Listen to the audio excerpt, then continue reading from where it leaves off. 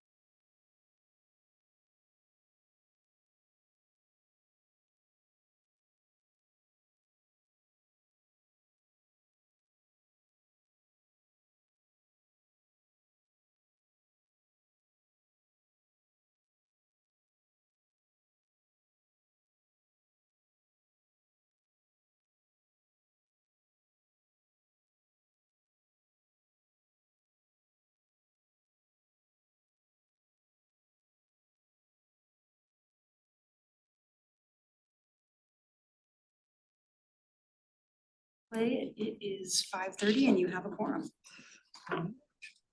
Well, I'd like to call it meeting Commission on Equity, May 6th, 2024. I'd like to call it to order.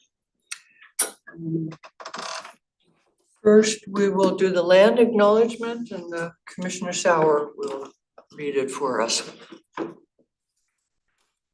Land acknowledgement. We, the city of Lacey, are on the ancestral land of the tribal people of the Treaty of Medicine Creek, including Nisqually Indian tribes and Squaxin Island tribe.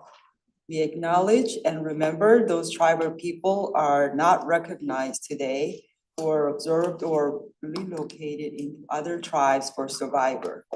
We recognize the ancestors and their descendants who are still here.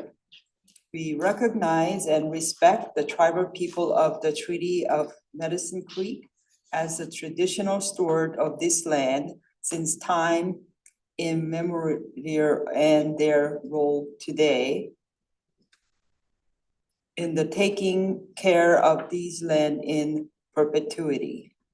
We recognize and have the responsibility to call attention to the histories of disposition, forced removal, and abridged treaty rights that allowed our nation, state, and city to develop as they have today.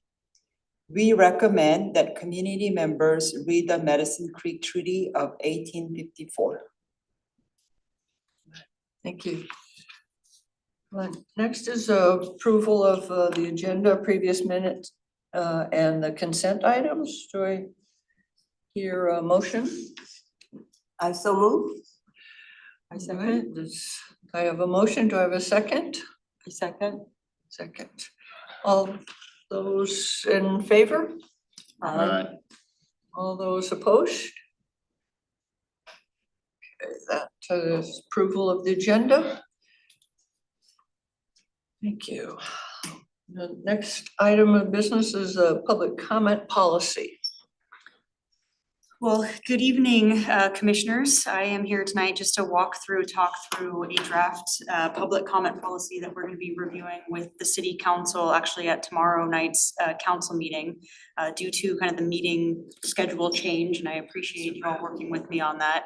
This is a little compact in coming to you, reviewing it, and then going and bringing it in front of the council tomorrow. But I did think it was important to start here and review what kind of research we've done, what we're going to be bringing up, and to hear your thoughts, and then certainly as we present it to the city council tomorrow too, we'll make sure to have a portion carved out where we talk about some of the things that you all brought up.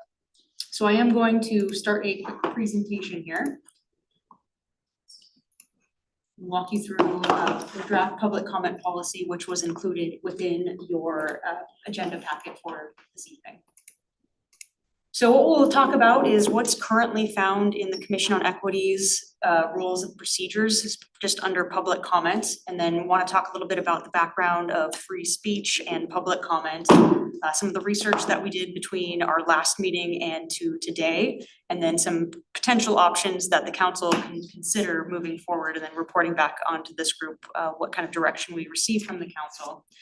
We can go over the draft policy that is included in the packet, and like I mentioned, the idea is that we'll be taking this to the Lacey City Council tomorrow for additional direction and review. So just really quickly, what's in the Commission on Equity's rules of procedure currently under public comment? So there is actually a section in there under public comment, and it says that the commission will provide the opportunity for public comment at regular commission meetings. Public comment, though, at special meetings and work session meetings will be allowed at the discretion of the commission. So as you can see, with all of our regular meetings on a monthly basis, we always carve out a time for public comment. The next section says members of the public providing public comment must provide their name and city of residence. So in the past, we haven't necessarily enforced this, but it does say in our policies that we will have them provide their name and city of residence. The next section reads, members of the public providing public comment must limit their address to 3 minutes unless the chair permits a longer period. Groups may be provided up to 10 minutes at the discretion of the chair. So there is also a time limitation. So at 3 minutes, this commission should end a person's public comment and say that they have gone over that time commitment and move on. Next section reads that if several members of the public wish to speak on the same subject, the chair may limit the total amount of time dedicated to that specific issue.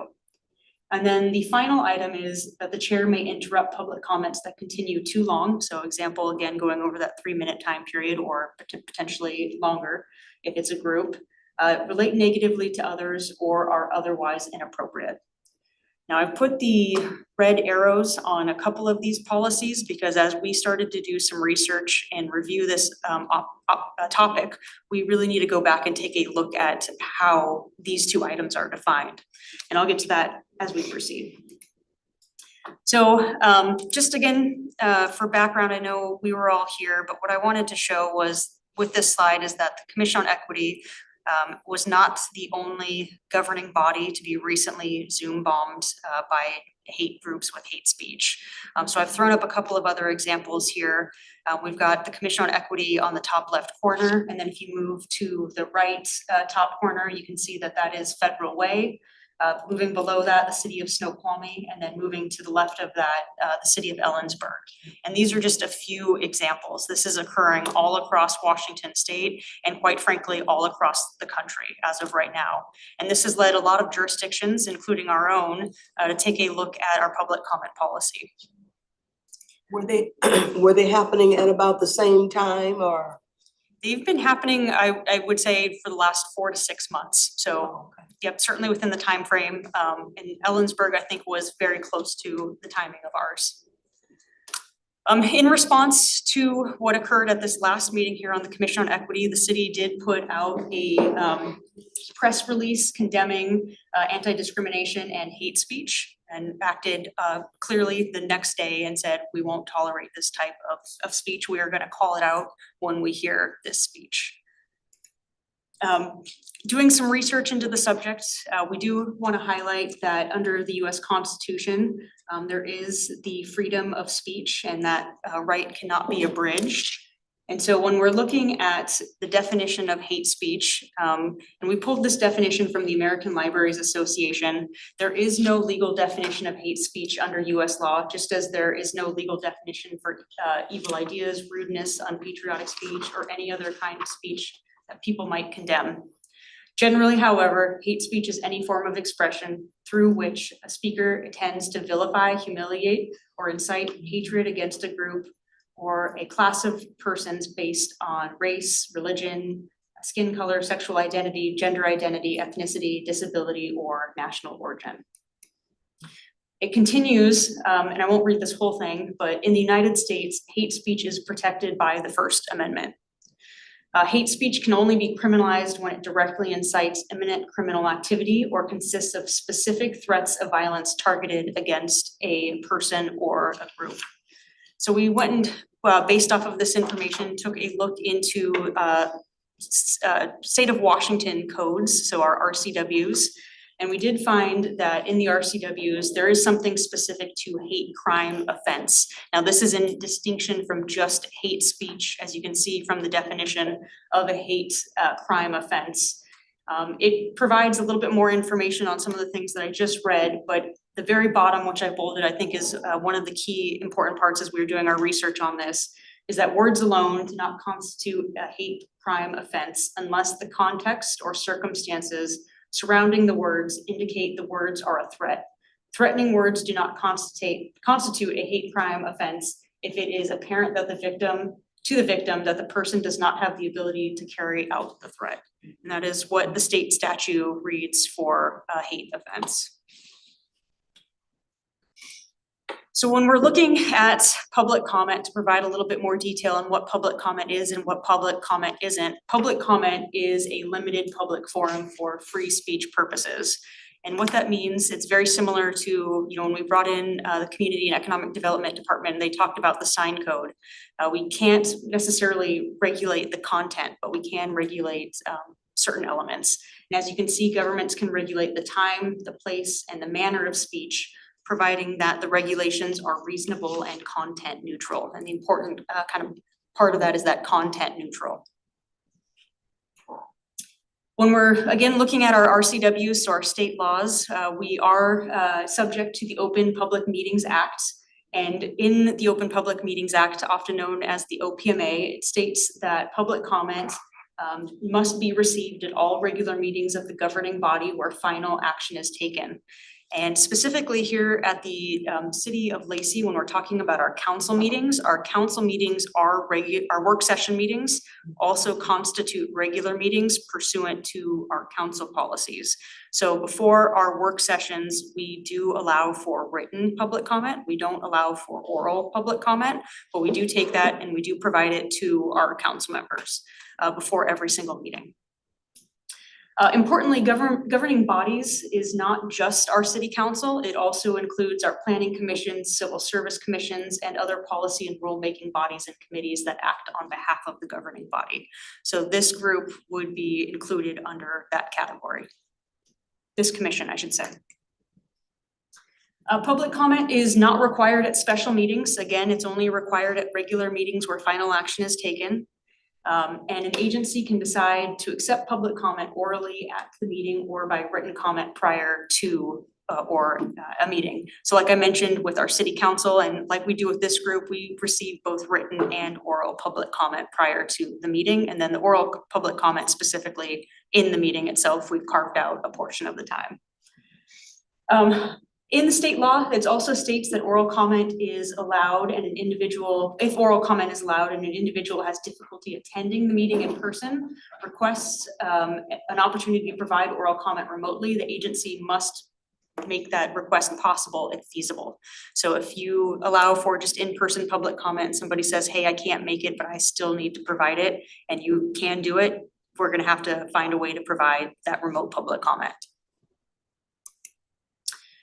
We, like I mentioned, there's a lot of jurisdictions that are currently going through this. And so the Friday after the Zoom bombing here at the Commission on Equity, there was actually a workshop on this specific topic. And it was put on by the Association of Washington Cities, which is one of the big city associations, and then also MRSC, which is one of our really useful tools for gathering and researching information at the municipal level. That's specifically what they're designed and set up to do.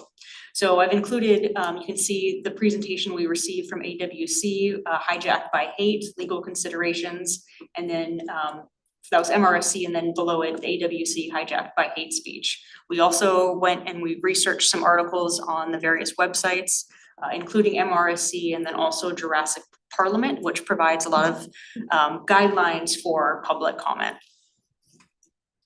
And through all of this research, we've come up with a couple of ideas for the council to consider. And then, after the council considers, there might be some impacts for all of our advisory boards, and we'll certainly be back in front of these advisory boards if there is something. So the first option that we took a look at, we could eliminate all remote public comment. That is a very content neutral stance, and the only time we would have to potentially allow for remote comment was under the OPMA if somebody stated that they could not make it when feasible, we could do that.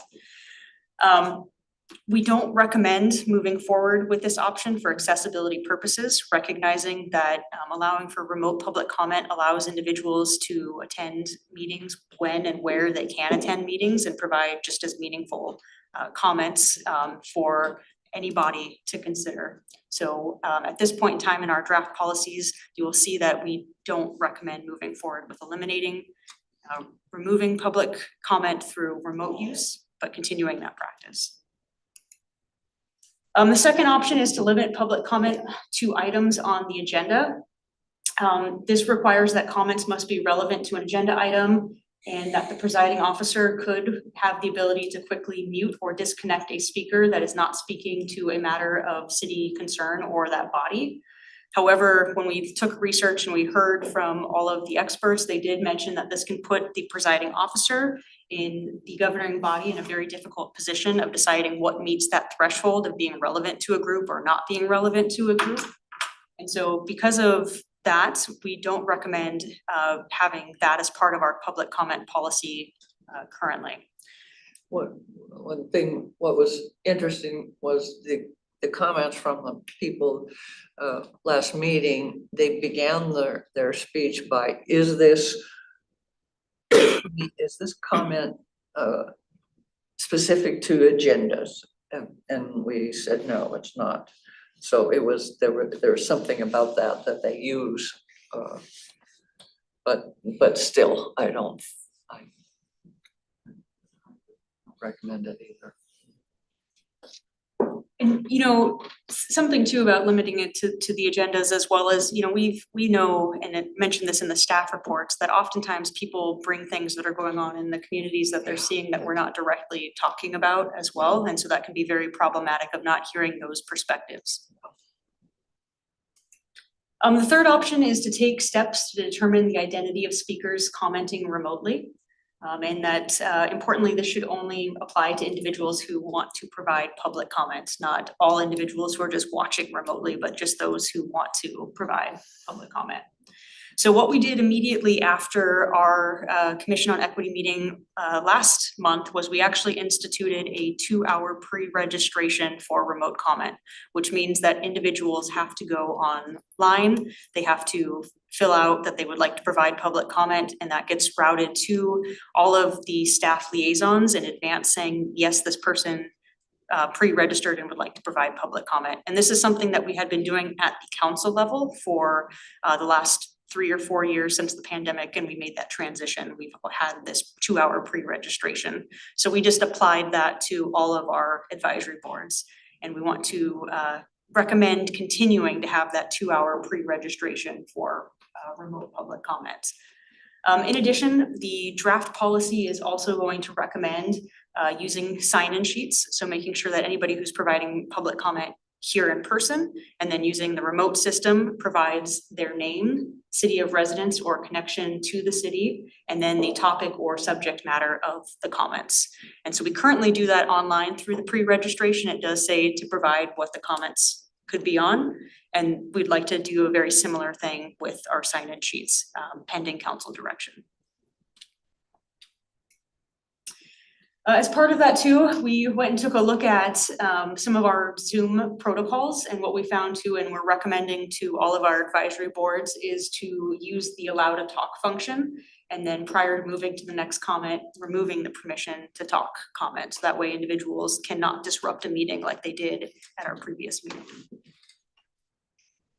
Option 4 is to create a universal time for public comment and use a timer to keep public comments to allotted times. So we do recommend creating a universal time, and our recommendation at this point is to have 3 minutes, which is currently what's found in this policy, and have it consistently across the city council and potentially other advisory boards pending the council's direction. And as part of this, we have created a new system here within Zoom, so we can have a public comment timer. And so everybody who is seeing the meeting, whether you're here in the meeting room or online, could view how much time was left for that commenter. Once the time ends, we wanna make sure to work with our presiding officers to make sure to cut the individual off because the time has gone over what is allowed pursuant to the policy if this moves forward with the city council. Option 5 is to create a standard rules for public comment for council and advisory boards, and we do recommend this as well. And this is going to require some updates to existing policies. So we're gonna propose we take a look at the Lacey City Councils as part of this conversation and get some direction from the Lacey City Council, and then potentially move out to various advisory boards and their liaisons to work with them on updating any impacted policies that they might have as well. As I started off with this presentation, this body has adopted policies that could be impacted if we do receive some direction from the council.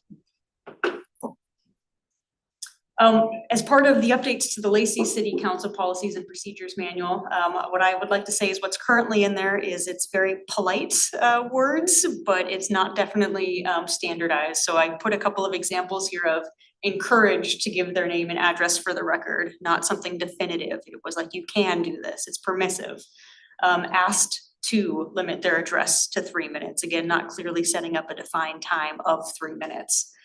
May limit, may interrupt public comments that continue too long, relate negatively to others or otherwise inappropriate. And like I flagged with this group at the beginning of the presentation, that's something we need to look at based on our research on free speech and public comment. So in the draft policy, what you'll find in there is a kind of definition of how the body accepts public comments, rules for public comment, including prohibited items, and then also rules for public hearings, which often work very similar to public comments. And then for additional resources, we've created some tools for our presiding officers and bodies. So a script, during public comment, before public comments, and if public comment gets disrupted, that could be used. And then also notes on public comment, just generally for bodies and staff so that they can feel more prepared in the future for any incidents that might occur with public comment. So what we included is part of attachment 1 is a draft public policy, and it has all of the recommendations that we just mentioned. It creates a comprehensive public comment policy. It specifies use of sign-in sheets. It verifies information of remote speakers. It has a duration of individual public comment, duration of group public comment, extensions of public comments, and the total duration of a period of public comment. So really quickly, just to run through what's in the policy. You can see here in person, it removes the kind of more polite permissive speech and has shall, you will sign in, and that's what we're recommending. Instead of encouraged to the council, we're recommending the use of shall sign in. Also recommending, like I mentioned, the 2-hour pre-registration with no additional remote speakers. So if you don't register in advance, we would no longer take any hands that raise after the fact. So, Shannon, wouldn't that be a little too restrictive? I mean, it's kind of like double-edged sword, because I understand, I was there. But we also want to not limit this input and participation. So like, I don't know, I don't know if we want to go make it like too restrictive. Commissioner Sauer, can I get a little bit more on what element you think is too restrictive? I don't know, like requiring shall, like you must. So what if there's a situation where,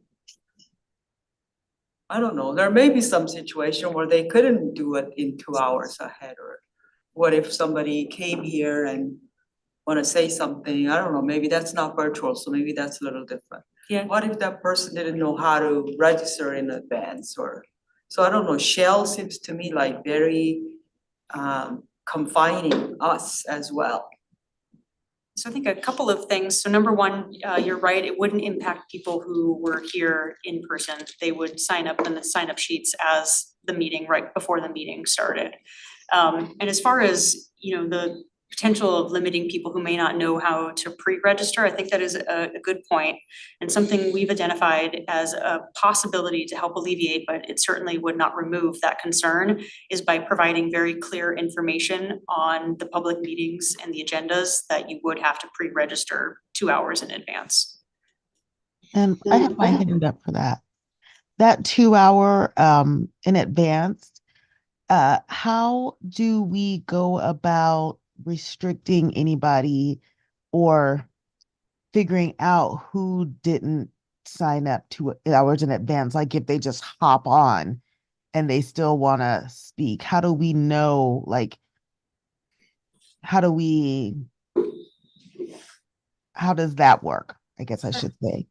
Commissioner Hart, that's a great question. And so because we run all of our public meetings through Zoom, there is a feature in Zoom, and it currently works for our city council as well as all of our advisory boards now after last month's meeting. And so there is a sign-in sheet online. And so if you were to go through our agenda and click on the Zoom link on there, it would take you to a pre-registration page. You would fill out the information that we've identified as important for, identifying that you are an individual who wants to speak. You would check the box for public comment, and then that information gets compiled and sent to a staff member who then routes it to our staff liaisons.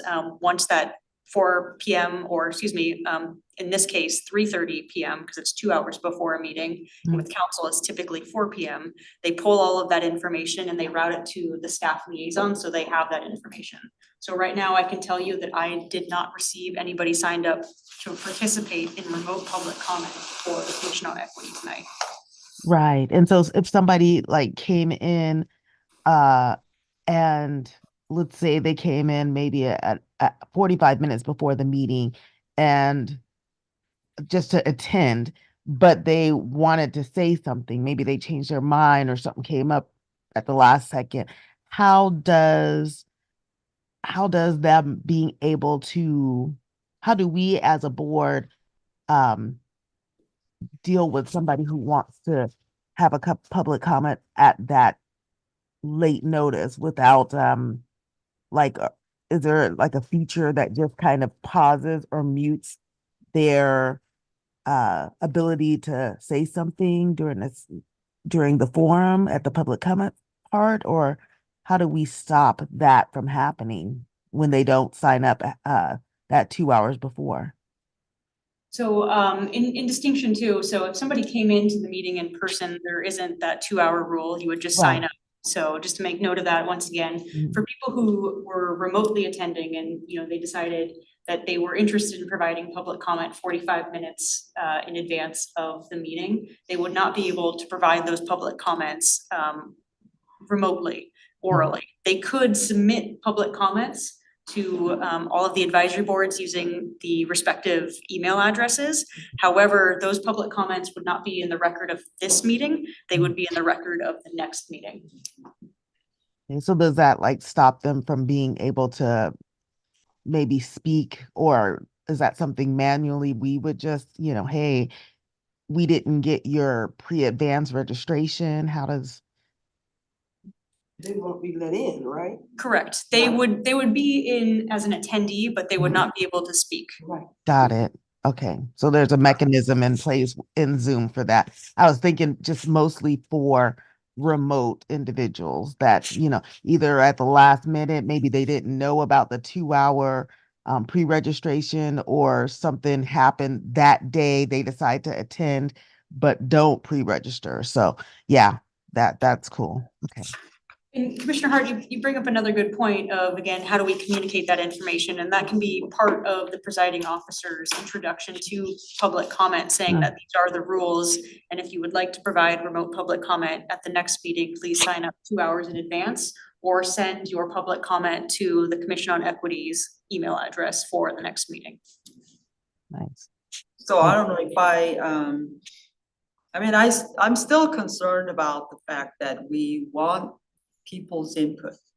And I understand what happened, but how often will that happen? Are we overreacting where our focus should be hearing from people? I mean, even if you showed up in 45 minutes, you didn't know about this meeting, now you know. I mean, I'm just trying to think about, have you thought about that aspect? Like, where's our focus? I know, I don't know, I'm a little bit like concerned about, are we overreacting to this? Where we want to hear from people, we want to, more people to express and tell us whether that's good news, bad news. And some people may not have the mannerism that is commonly known to everybody, because they have different cultures, different way of talking, and I just not so sure about being so restrictive. You have to be this way in order for you to say something to us. Just, I want to say historically, we actually in the last 3 years haven't received any public comment through the video. We've mostly or primarily gotten it via email, so we're maybe not getting the word out that this is available to come on and talk, but yeah. I mean, it's already like when you talk about government, people already kind of thinking you have to go to talk to them. I mean, we kind of already have that kind of a conception that it's not all that easy to talk to government. Well, I think residents, citizens who have good intentions will be able to access and talk to them. We want to hear from them. They can have disagreement with something we're doing or a process or procedure, anything, but they have good intention. They can give us a negative review. Yeah, or, absolutely. can, voice their non-support and those types of things.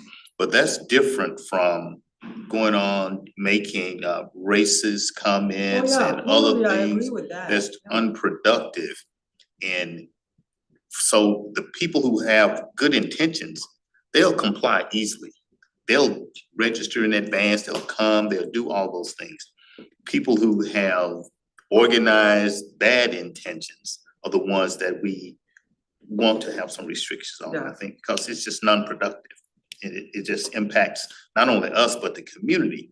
And the impact that had reverberated throughout the community. There was a lot of feedback, there was a lot, and you can see even with one of our public comments we have today, there's a lot of support of us, as a result of that, and them, really, feeling, that, it was unfair to us and, voicing their support. But people with good intentions, we want to hear from them. And you Yeah, can I'm agree, talking about the disagree, those method. types of things. Yeah, I'm talking about the method. Content doesn't matter what, right? You can, but I'm just trying to share my thoughts that let's not make it too, restrictive.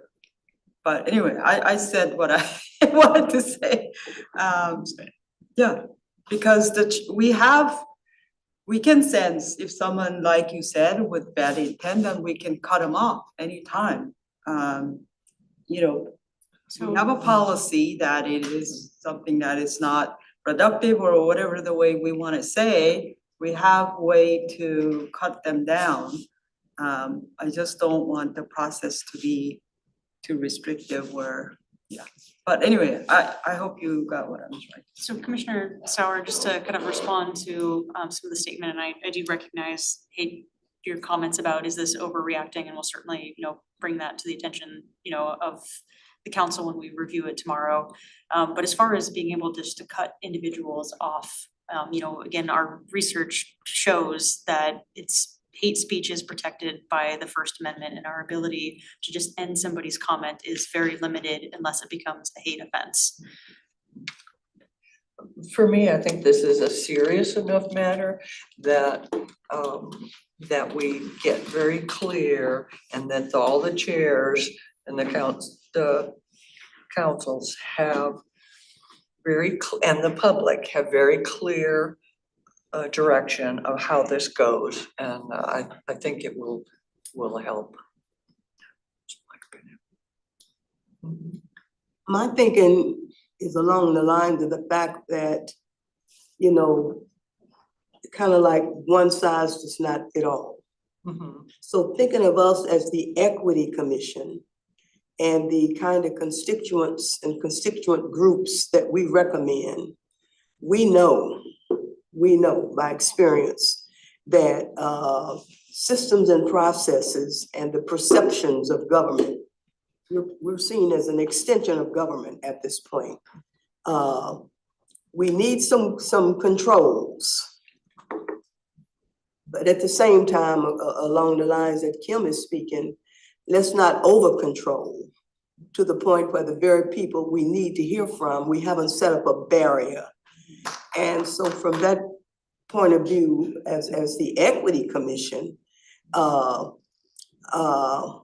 know as a Black person, there are many Blacks that might have something to say to this Equity Commission that could be totally unfamiliar with all of this, no matter how much outreach and whatever we do. So somehow we've got to hit a medium here. We've got to hit a medium. But particularly for the Equity Commission, I think from cultural differences and cultural perspectives and past practices and impressions, no matter how factual they are, they're real. And so the balance is what I think we're all looking for here. But what works for one advisory group of the city council may or may not be as effective for the Equity Commission. And I don't know what the answer to that is, but Do you see one of the things that have been up here as too restrictive? I mean, with the 3 minutes, is it the 2 hour prior that do you think might the be the 2 hour problem? could be prohibitive. I don't see the 3 minutes, but you know, if you got something to say, if you can't say it in 3 minutes, I don't care who you are. I Yeah. really don't want you tying it by time, you know, stretching it out. So the 3 minutes doesn't bother me, but the 2 hours, you know, this kind of thing. So as it goes through the rest of the process, I just like to pass that along as something to consider, that one size does not necessarily fit all. So. Commissioner Jackson, could I ask, is there any time or is it just having no pre-registration would be preferred? For virtual comment? From your perspective. I haven't really given that any thought. Because a person who's given so much thought to wanting to say something to this commission, they've thought about it longer ago than 2 hours, so to speak. But how do they register that? How do they whatever? I come back quite often to the fact that not everyone is equitably technologically savvy, you know, to know how to go on the city's website and register. But we don't want people not sharing their thoughts with us because they just out of exasperation and frustration, they say, forget it, you know. So I don't know what the balance is, but I just know for a lot of Black people and other people of color, government just has put such a barrier between them and their points of view that we as a group certainly don't want to put forth the same barriers that they've historically experienced, you know, by other groups in trying to access government officials, whether they understand we're not government officials per se, but we're acting in a governmental advisory capacity, so. What about language to the fact that is recommended or preferred that you pre-register 2 hours prior to the meeting? And other situation would be considered on a case-by-case basis, something along that line. So if someone registers 15 minutes, that may be too late. We may not even see it or know, okay? If they register 45 minutes before, maybe Shannon's able to add them in, but that's on a case-by-case basis versus, you know, and recommended 2 hours versus, last minute. I tried 10 minutes before and I couldn't get in. No one would answer, no one acknowledged me. It just may be too late administratively to bring them in. Can we kind of require them to identify who they are, like their name, your, phone number, some sort of your identity, although they might not give you the truthful, I'm not sure. But, As a residence. Yeah, but that was on what she recommended. That's there. That part is there. Your first option. Mhm. So, yeah, and so part of our recommendation is to say your name, your place of residence, or connection to the city, recognizing that some people might have a comment that is pertinent to the city, but might not necessarily live right here, right? And then the topic of your comment, and that's one of the things the pre-registration would allow us to ask, rather than not having the pre-registration. Commissioner Brown, I do want to go back to your comment about kind of having a varying allowance for public comment, and I think that's problematic because again, we need to create standards that are standard and content neutral, and having something that changes times where people don't know whether or not they are going to be accepted could prove to be a problematic issue, as well as I think some potentially a barrier if you don't know if it's 45 minutes or an hour or 15 minutes prior to. I think as we get closer to meetings too, I just want to recognize that there is a logistical issue with Well, us that's my getting point. that information as well. Yeah, that's my point, the admin logistical piece. Is it possible to make a suggestion that each body makes that a clear decision on that? That if the council would like 2 hour prior and we don't want a 2 hour prior, I mean, everything else would be standard and that would be standard for that body? I think one of the benefits of us trying to standardize the process is so that people recognize, regardless of what board they're going to, that it's very similar. Because if you have a board that it's 4 hours, and then one that's 3 hours, and then one that's 45 minutes beforehand, Yeah. it can be kind of problematic to track, and that's where we were looking to have potentially something more comprehensive. But what I do hear from you all is that you have some concerns about that 2 hour barrier, and we'll certainly make sure to highlight that when we discuss this with the council. One other point, I was trying to follow here and couldn't get my thingy to work here to follow you along. When we talk about identifying what item on the agenda they want to speak to, is the recommendation saying that that we aren't to recognize their input if it's not an item on the agenda? So no, we're not recommending that they have to identify a particular item on the agenda, that they need to connect it. They just need to say what the general topic of. Okay, So- identify the topic. I'll use the example of myself, and this is just made this up, but I would say my name is Shannon Kelly Fong. I live in the city of Lacey, and I am here to talk about the overgrowth of trees on such and such street, as an example. Okay. So it's my understanding then that this is going to be taken up by the council tomorrow. And it is only going to be taken up as a discussion to get us some good direction to come back potentially with a future item. So it is a discussion item only, and no final action is intended to be taken tomorrow night.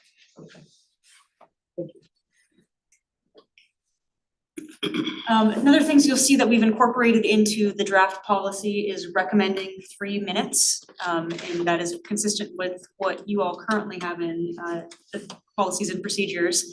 And that it can be extended with the consent of the body. So the whole body has to provide it rather than just one officer providing it. The next recommendation is to limit group presentations to 6 minutes, which could also be extended by the consent of the entire body. The next recommendation would be to allow for if there are, let's say, a number of people who come to speak on one topic, but they're not necessarily a group, to limit the total amount of time, not the number of people who can speak on that group. So for example, we have 15 minutes to talk about the overgrowth on whatever street with the trees. And then the final recommendation was to consider also having a total period for public comment. So for example, public comment will last no longer than 30 minutes. So that way you could still have, 10+ individuals who could provide public comment, but then after that period of time, public comment could be closed, or it could even be possibly moved to the end of the meeting to continue with the business of the meeting and allow for additional public comment at the end. I've been at the city now for 3.5 years. I haven't really seen public comment go to a kind of 30-minute marker, but that is something that the council could take into consideration to have a defined period of time and then a possible extension of that time, or possible moving to extend it to a later period in the agenda itself. On that point, Shannon, limiting all of public comment to 20 minutes, 30 minutes, whatever, would there be any option for the group? Let's say it's the Equity Commission and the room is full of people and we're up to the 30-minute. Can we move to extend public comment by another 10 minutes or so, other than kick it off to the end of the meeting? That kind of thing really irritates the public when. 5 if it was all the same. So I think you bring up a good question, Commissioner, and as it's currently written, it would be, this is the period and it ends. Have had the opportunity to speak. It doesn't say anything about extension of that time period, but that's certainly something that could be contemplated as part of the draft. Something to the effect, at the discretion of the body, this period of time may be extended. I mean, just so that that's there, other than say, for the rest of you who came to talk to us tonight, you got to wait to the end of the meeting and we'll come back to you. I mean, that's not cool. So just some language that gives the option to the body. And if the body says, no, we've heard enough, we'll proceed with the rest of the agenda, so be it. But at least the option would be there for to read the audience and to, depending on the topic, depending on the temperament, just to have the option to extend it if they so choose.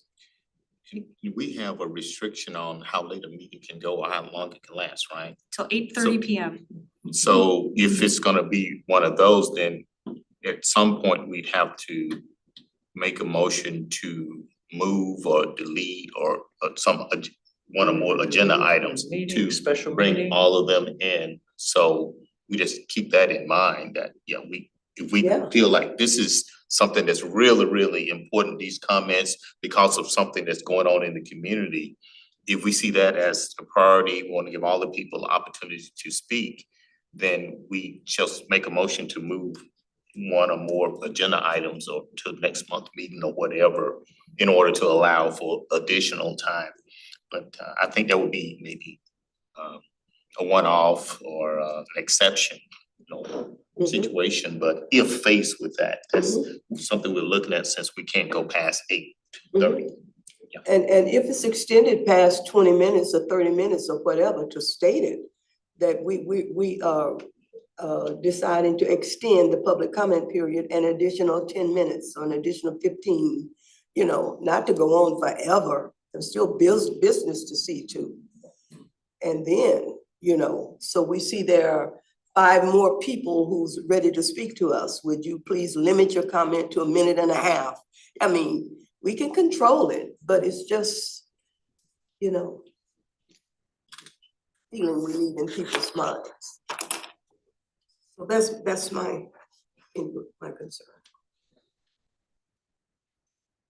We also provided some policy for public hearings that would align again with public comments, recognizing that the two are very similar. So everything that I just went over appears very similar with public comments.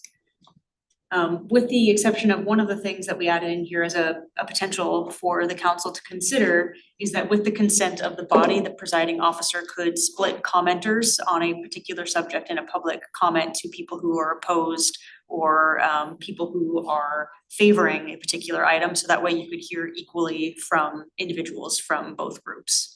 That's in a public hearing. That's in a public not- hearing specifically. Not a public meeting. Yep, not in a public comment period. It would be in a public meeting, but it would be a public hearing in a public meeting. Yeah. What we also added in there is a public comment script. Again, this is for the presiding officers and the bodies that would align with any adopted policy. So you could see that this would be something that would be potentially read by a presiding officer. So now is the time for us to hear from the community. We welcome your comments. They're very important to us. And then it would go through kind of the rules that we just went through of, having comments limited to 3 minutes. Making sure that you provide your name, your city of residence or connection to the city, and your subject matter. And so it kind of goes through and would just provide a resource for presiding officers before they start public comment. And then we also provided notes regarding public comment just for commissioners, advisory boards, and presiding officers, just to get a little bit more background on some of the things that we went over today. Talking about First Amendment rights, the difference between hate crimes and hate offenses and hate speech. And then also providing some information to bodies if a meeting is disrupted and what the options would be for a disrupted meeting. And just to highlight this is some of the options, one of the options that would be included, which is adjourning the meeting and making sure that people know what the steps would be to do that, to adjourn it and move that meeting elsewhere. So again, this is designed to go in front of council tomorrow. I did receive some great feedback from you all, and I'll make sure to recognize and point that out to the council as we discuss this. Are there any other thoughts that the commission wants to pass on as part of this conversation?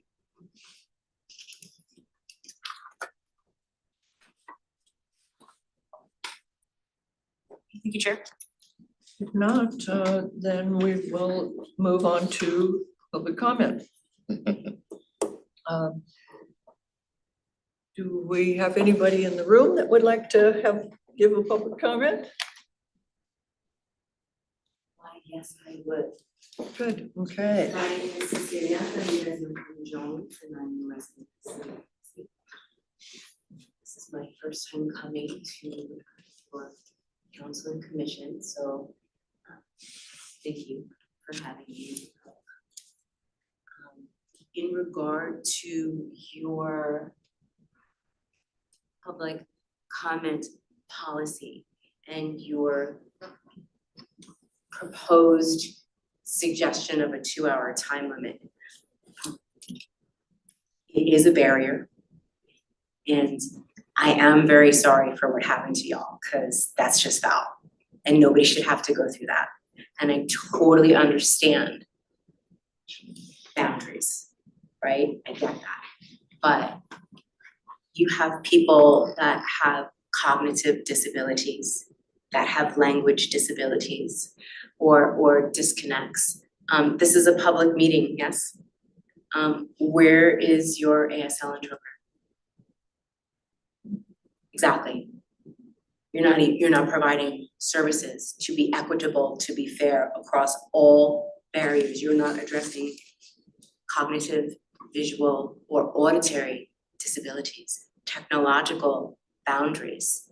What about the people that don't have access to the internet, that may need more time to set things up? So believe me, I get it. But, and having something across the board through the thread, you're the standard.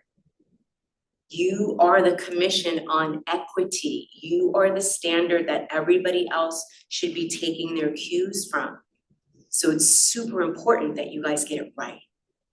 If everybody's looking to you on how to be equitable, you're setting the bar. So with that being said, 24 hours may seem outrageous, but let me ask you this. How many of these things are coming through at all in advance? Like hundreds? Like really, what's the overflow on this? So if you're only getting like 1 or 2 in 2 hours, how many do you think you're gonna get in 24 hours? 10. Think about your volume, think about your numbers. You don't wanna be reactionary. And I understand that your hearts and your souls are wounded because you were violated. I get that.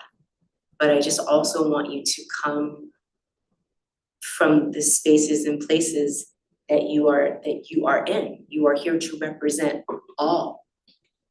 And I don't see those communities represented here. I'm a blend.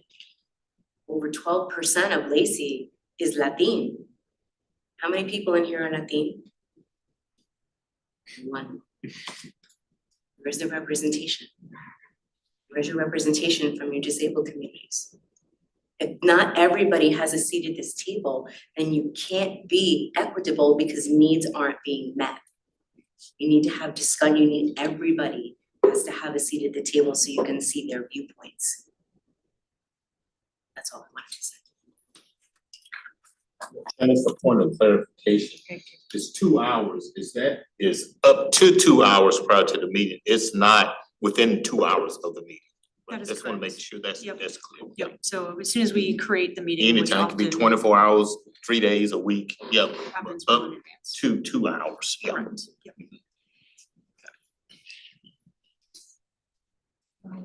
Do we have anybody on the Zoom? Would the person on the telephone like to make a comment?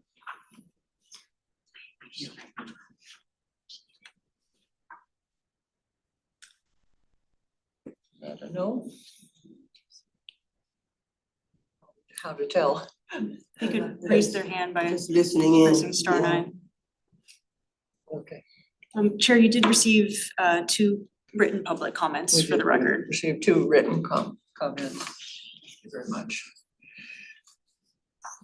Okay, the next item, Commissioner Jackson has a inspirational item. Yes. Coming up this weekend is Mother's Day, as we all know. And I thought I'd just take a look and see, this is America, the only country that celebrates Mother's Day. How did this come about? But being a diversity, a kind of group here, looking at diversity and equity, I just want to share a little bit about Mother's Day to bring it some context about how inclusive it is, things we can all agree about. Mother's Day is a celebration honoring the mother of the family or individual, as well as motherhood, maternal bonds, and the influence of mothers in society. It is celebrated on different days in many parts of the world, most commonly in March and May. The second Sunday of May is celebrated as Mother's Day in Africa, Europe, Asia, Australia, India, and the Americas. In the year 1908, the USA-based activist Anna Jarvis held a memorial service to honor her mother. It was joined by a huge crowd and later came upon a day to acknowledge the hardships of a mother. And so a quote that says, "A mother is your first friend, your best friend, and your friend forever." So it crosses cultural boundaries, languages, and all of that kind of thing. So coming up this Sunday, there's gonna be a lot of like-thinking people in the world honoring their mothers. So that's the inspiration I wanna bring. We're either mothers, we've had mothers, grandmothers, significant people in our lives that served as our mothers. And a lot of us are mothers to folk we don't even know about. So it's a day to reflect. And so that's the inspiration I want to bring. Reach out to someone. Let some female person somewhere know, aunt, uncle, not uncle, but aunt, neighbor, somebody, what they have meant to you and the impression they've made on your life.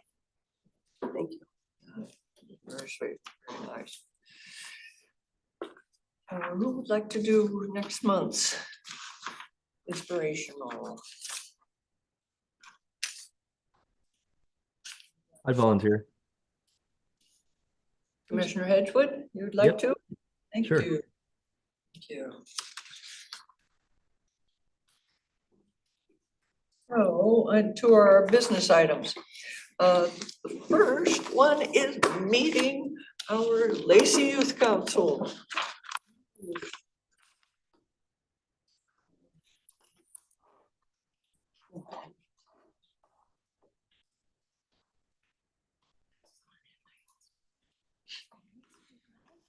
Good evening, everyone. My name is Zuri Ramirez, and I am the Deputy Mayor for the Lacey Youth Council.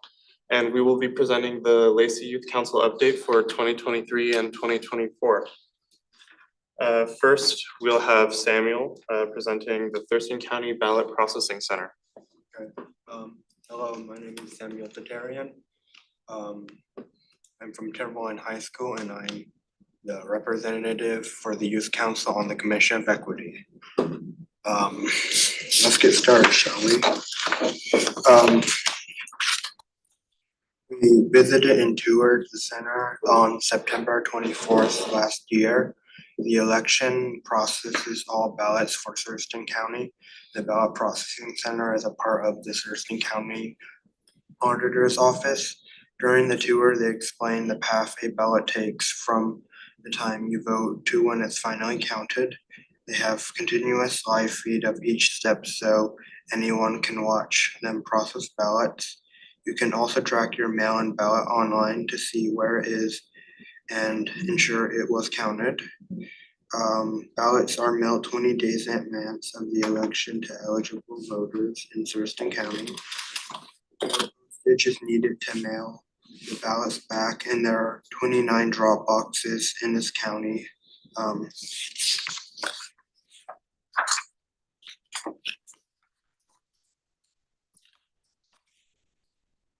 Ballot processing information. When picking up ballots from drop boxes, there are always two people to ensure ballot security. They use tamper seals and locks to ensure the ballots are safe. Two staff people open the bags of collected ballots and ensure they have not been tampered with. They go onto a sorter that takes a photo of each ballot, including the barcode with voter ID and signature. They sort them out by precedent where based on where you live. Each signature is checked in the database to see what is on the file and what is on the ballot to make sure they match. Only validated signatures are counted towards vote. They open and inspect each ballot to make sure it's filled out correctly. If something is wrong with the ballot, like stray marks or food particles, it goes into inspection/audit. Ballots are scanned and tabulated by machine. Initial results are released by 8 p.m. on the night of the election. Since ballots need to be postmarked by the date of the election, the process to count can take days after the election to get full count.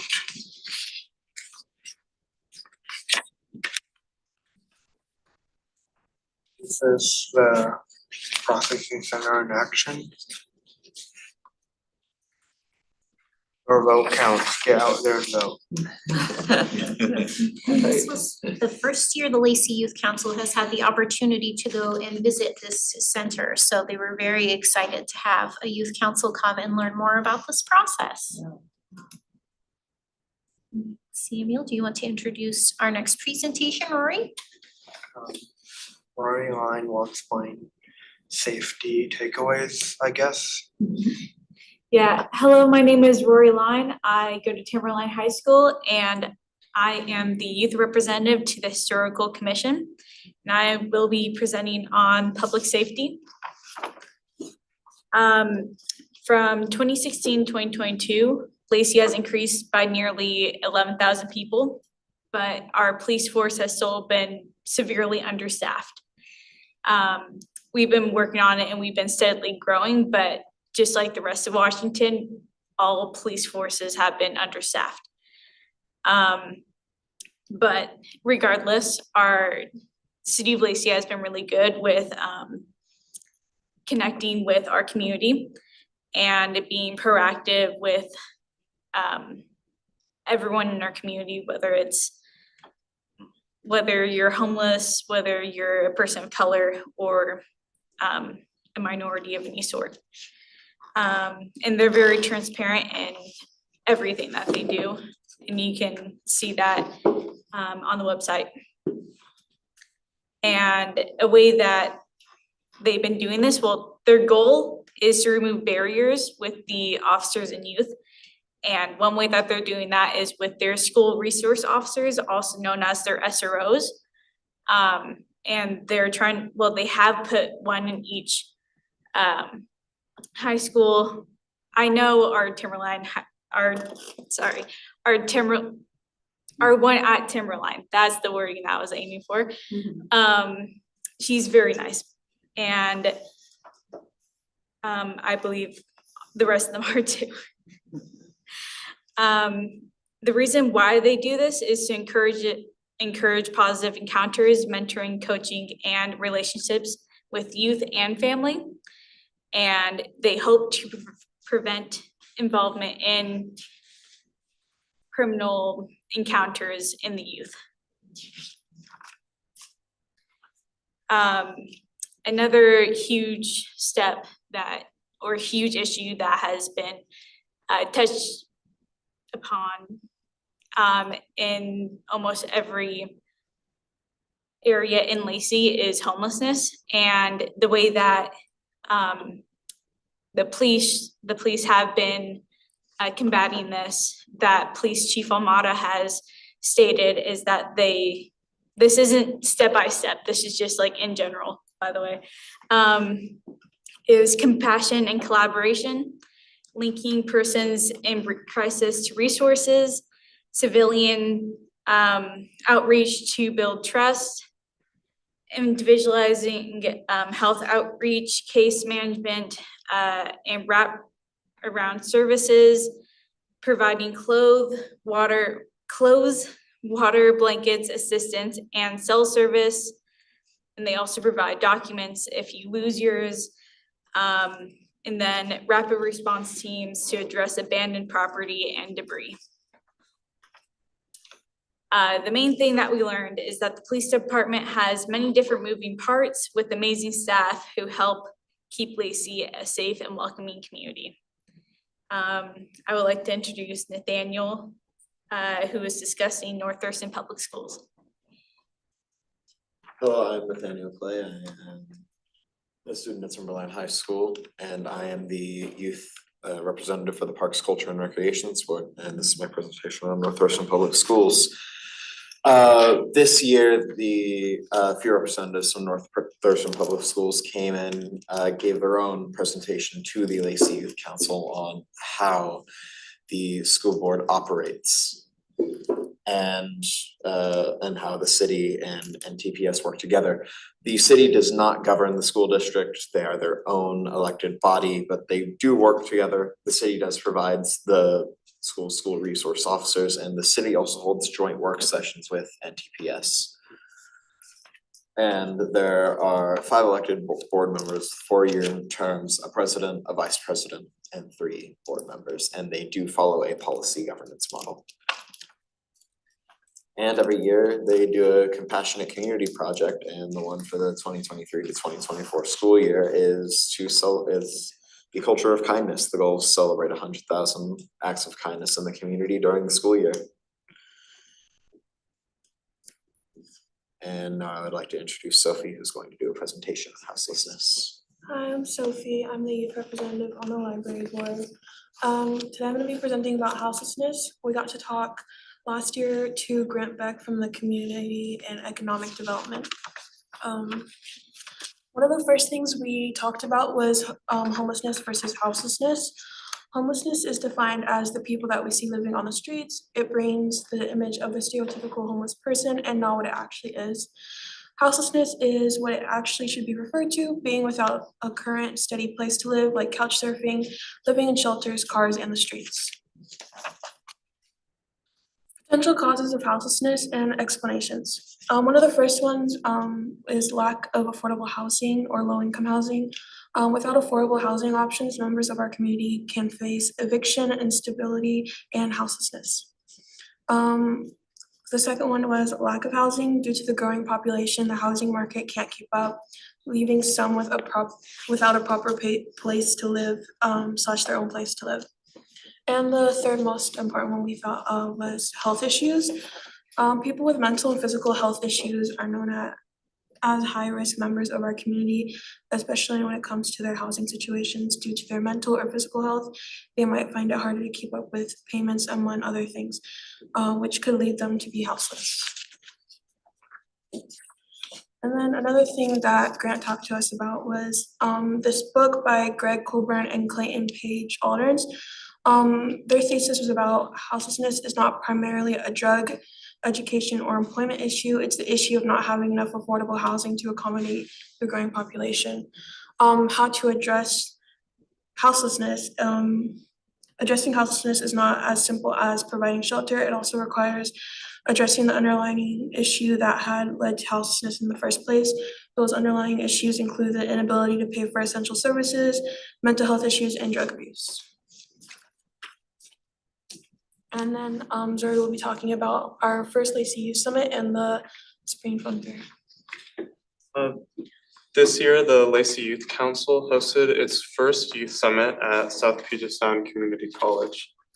And the highlights of this event were two keynote speakers, one was on communication and conflict resolution, and the other was from Twin Star Credit Union, speaking to teenagers on finances, and both were very informative and very helpful. There were lots of employment and education booths, all with very nice and knowledgeable workers. A headshot booth and a resume consultation corner was also available for teens looking to boost their resume. Food and games were available for everyone, and excitedly enough, drawing prize winners went home with an iPad, wireless Bose earbuds, and a Kindle Fire. We hosted a very successful teen resource fair this year with more to come. With roughly 40 guests who all went home with something, whether it be a professional headshot, employment opportunities and information, or a new iPad. And that's it.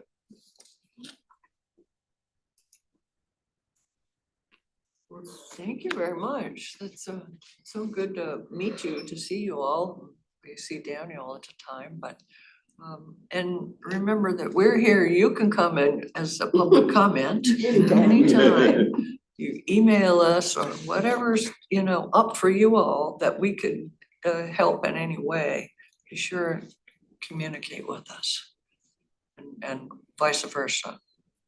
Yeah. I was very intrigued by the distinction between homelessness and houselessness. How are you as youth projecting that to other adults in the community? Because you hear homelessness, but you get into the crux of the problem when you talk about poverty, low-income jobs, that kind of thing. So where do you go with this houselessness concept? May I? It's a recent term that I've been hearing a few times in the news that they've been trying to transition to, because like it was defined in the presentation, it's what we see with homelessness is what we see on the streets currently, and it's not the issue behind not the state behind those people, like what brought them to that point, what they went through to get to where they are now.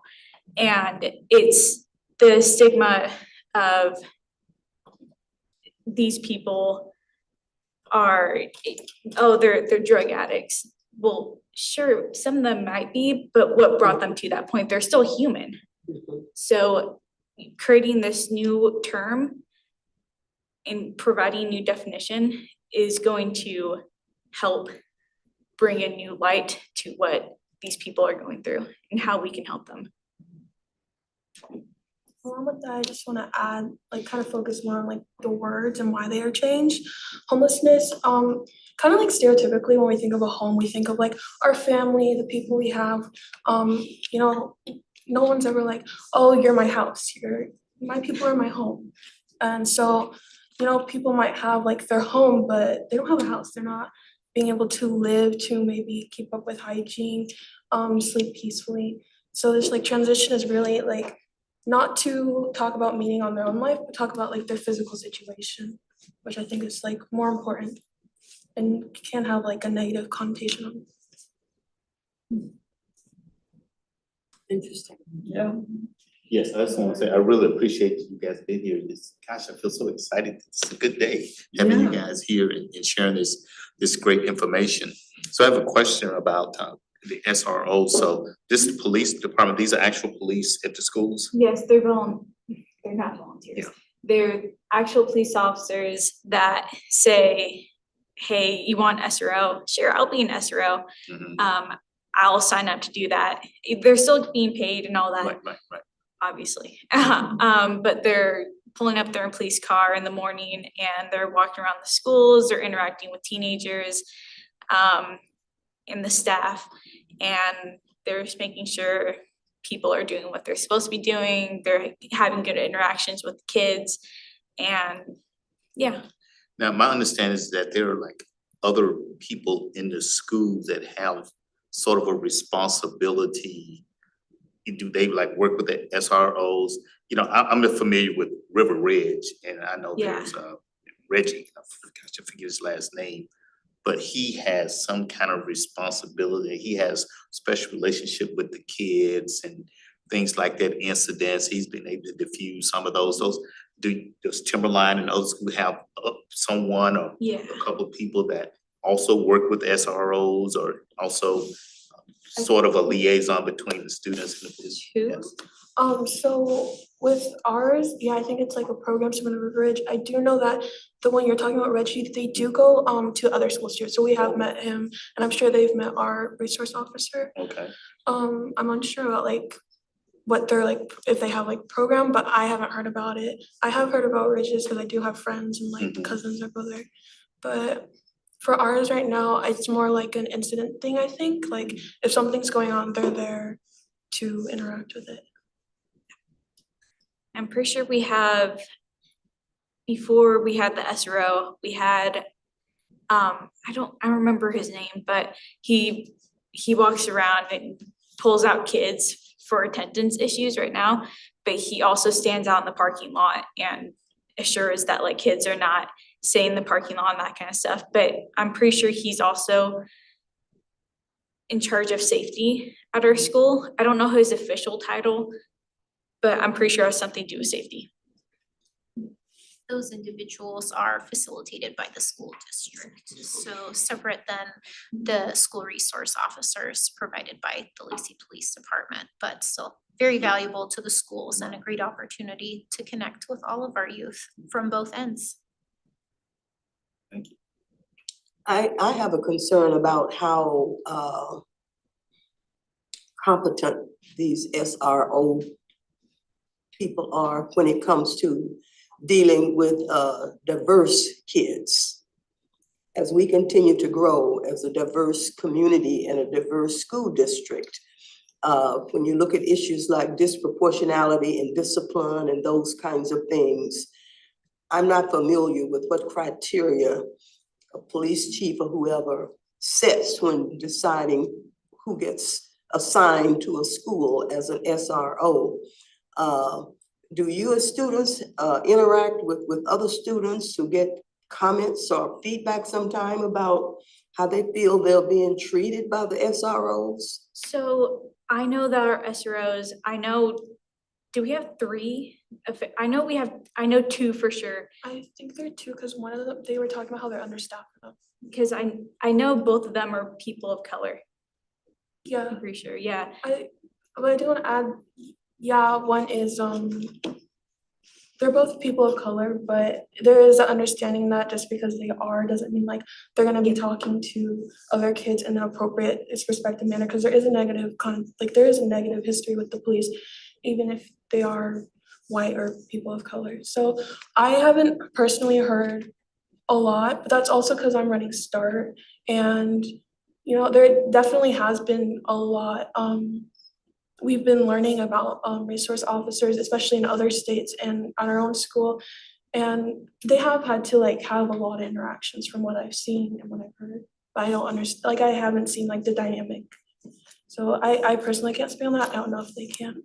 Sorry, I wasn't implying just because they're a person of color that they were treating, I'm not implying that.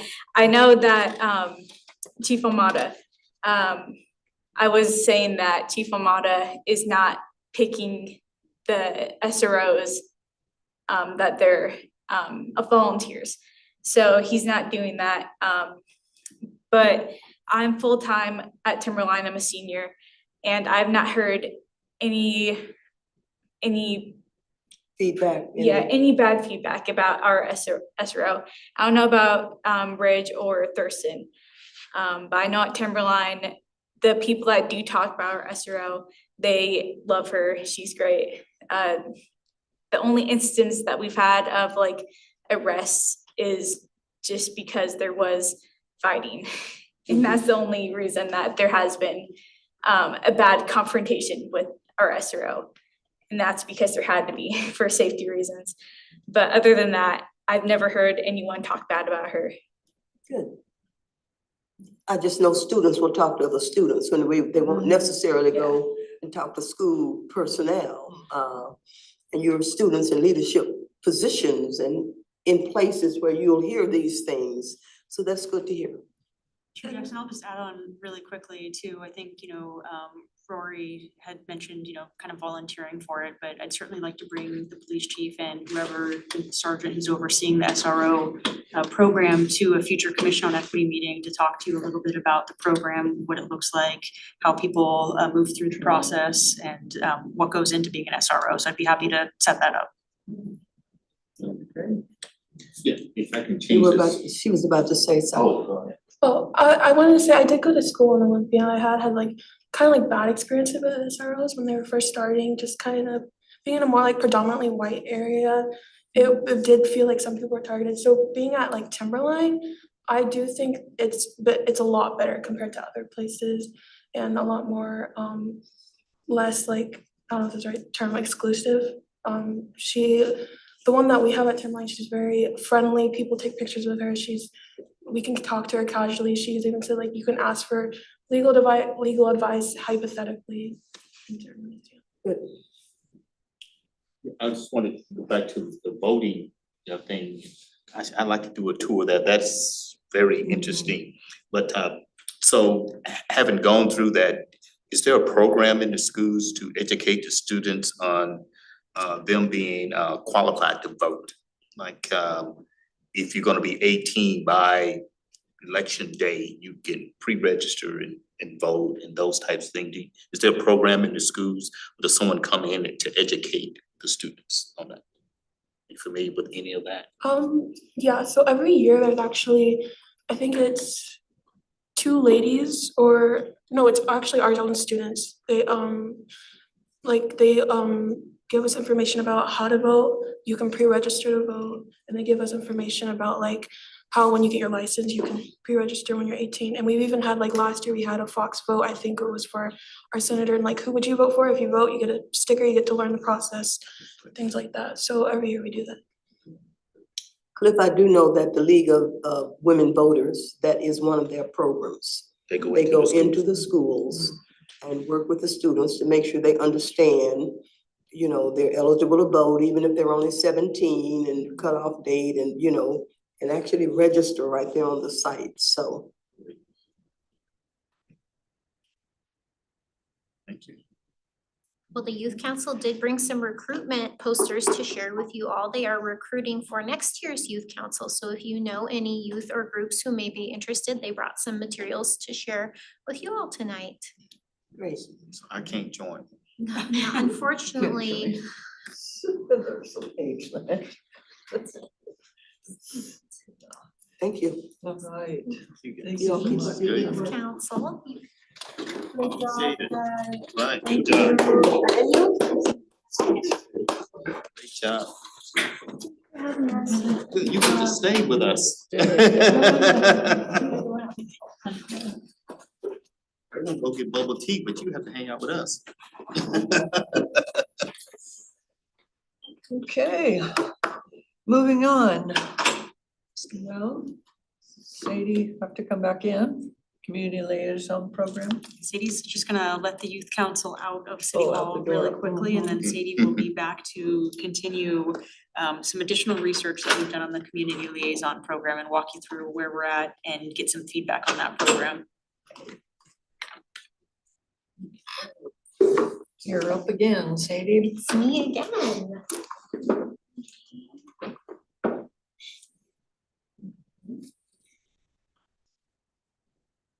just need to scroll down, see, probably the one, yeah.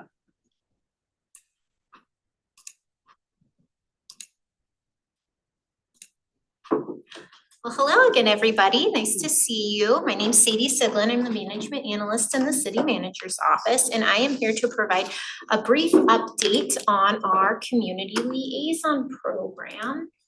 So we have kind of some review where we've been, what we've talked about, some information about some compensation recommendations, and then some updates on some potential barriers on the program and what we may need to do and look into further before proceeding. So the Commission on Equity has seen presentations regarding this program back in October and December of 2023. And recently in March, we discussed more details about what a community liaison program may look like, including scope of work for liaisons, the service capacity of liaisons, potential qualifications we would have for liaisons, and then any considerations in that application process and how to onboard liaisons. So looking at like-kind compensation in the Thurston County area for similar types of positions, research has showed that a recommended hourly rate for community liaison work of $25 an hour would be aligned with what like-kind positions are paying in the region.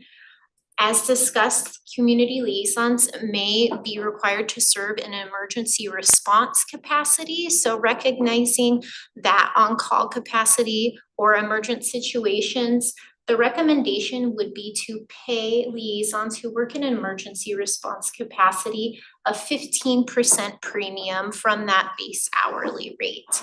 So that, based off of a $25 hourly rate, would be $28.75. So we can see in this table A some like-kind positions, looking at what the city of Lacey pays for some seasonal and part-time positions, anywhere from $16.28 to $24.52 an hour, varying on the position qualifications and such.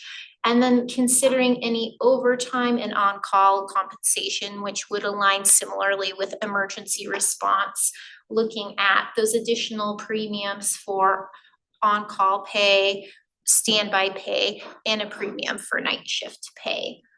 We can also see two like-kind positions in the area for community outreach, which would be a similar capacity as a community liaison, anywhere from the $23 to the $32 hourly rate, with some eligibility for overtime, but not anything necessarily for emergency response. So these kind of figures are where the $25 per an hour recommendation is coming from, and then using that again, premium pay for any emergency response that may be required for like-kind positions.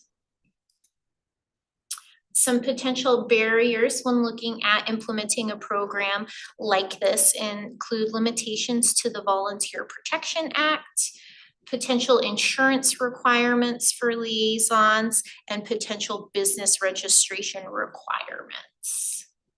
The Volunteer Protection Act does protect volunteers who work for a city or agency who do not receive any compensation in excess of $500 per year. So if they are below that threshold, they're eligible to be protected with insurances and other liabilities. However, when we're considering a $25 per hour rate, community liaisons would only be able to work 20 hours a year to meet that $500 threshold, and that would not include any premiums for emergency response. So when considering compensation, we would be very limited by having a $500 threshold. And it is anticipated that the work needed for city and community projects would exceed that $20-hour threshold to stay within that. So the recommendation for this would be to hire the community liaisons as 1099 contractors to maximize their capacity to serve. There would be no limitations hour or compensation wise for the Volunteer Protection Act with that. With those considerations, the potential barrier of insurance requirements come up because individuals who are not protected under the Volunteer Protection Act don't have insurance. There is a requirement for certain insurances for 1099 contractors. Insurance types and the costs of the premiums really vary depending on the scope of work and types of projects. But potential insurance requirements for services that we anticipate community liaisons may include commercial general liability insurance and auto insurance for their personal vehicles. The current recommendation is to explore options to reimburse contractors or to pay at an hourly rate that could cover the extra cost for insurances. So at this time, we have identified that insurance is likely something these contractors will have to have. So exploring options and how we could reduce that barrier by providing a compensation to liaisons to help them pay for that cost so they are still able to participate in a program like this. The other potential barrier would be business registration requirements. Lacey Municipal Code does govern that people engaging in qualifying activities within the city of Lacey must register and maintain a business license. The current municipal code does have a threshold exemption for qualifying persons in business activities whose income is less than $2,000 annually. When looking at that from a financial perspective, $2,000 at the proposed $25 hourly rate would be about 80 hours a year of work, not including any premiums for emergency response pay. Breaking that down further, 80 hours a year would be roughly 6.7 hours per month of work. Depending on the project and the duration of the projects, liaisons may easily exceed that limit. Businesses who are required to have that business registration and license must also register with the Washington State Department of Revenue before registering with even the city of Lacey. And that includes filing tax returns, even if those tax returns are $0 due. Currently, the Department of Revenue requires qualifying businesses only register if their annual gross income is $12,000 a year. And we can see here in Table A, there are additional costs affiliated with business registrations and filing, costs at the state level, which are required before the city level. So you could easily get up to $100 a year just in business registration and licensing. So the recommendation is to explore options for qualifying businesses to align more closely the city of Lacey's registration requirements with that of the Department of Revenue, so that if a qualifying business, or in this case contractor, only exceeded under $12,000, they may not have to register. So that is a barrier and something we are looking into. Are there any questions, comments, thoughts about these? I know more to come on what we can do, but definitely identifying some potential barriers and looking for some feedback from you all. Could you go back to your second slide? Yes. I think that was the one. That right there. Yes. Where you've come down to 0.6 hours per month. Yes. 0.6 hours per month, 36 minutes per month. And then we get into all this other stuff of how you got to qualify and all the red tape you got to, it's almost making the liaison program useless. Who wants to apply to be a liaison? It's very difficult when you know. I wouldn't recommend anybody. Yeah. God, it's 36 minutes a month. Yeah, no, and Commissioner, mean- that's why we're recommending to not have that limitation of Yes. $500. It wouldn't serve the city's purposes either for what we need to collect and get information on. But what Sadie was doing was saying, hey, we start with the foundation of something like our advisory board stipend program, and we knew we had the Volunteer Protection Act, which again, there is some protection for personal liability as long as you don't make 500. And what Sadie was pointing out is that's for this program, that's not gonna make sense at all for exactly the reason of we are likely gonna need more than 36 minutes of help. Yes. So then looking with that, and when we look at our compensation recommendations. So looking at our regional compensation recommendations, we also recognize these positions and compensations often include insurance and benefits from the employer. Community liaisons would be hired as 1099 contractors, so they wouldn't have these benefits, they would be limited to the compensation that we pay. So in looking into what we can do in insurance, for example, can we potentially propose paying them at higher hourly wage to cover the cost of the insurance needs and things like that? So really taking a look into that, figuring out what the potential cost of insurance for something like this may even be, so we can accommodate in that way, or giving an additional stipend if they meet qualifications for insurance, that if you meet these qualifications, we can pay this amount for your insurance or whatever they may need. And then similarly, looking at that business registration, is there a way that we can align this with state thresholds so that people who don't earn that much don't have to go through the burden of all of these registrations? So Have you considered bringing liaisons on the city payroll as part-timers? And then they get the benefit of they're protected, Yeah, so that's definitely a consideration. Like Sadie's pointed out here, the first position is actually a seasonal and part-time position that you are looking at.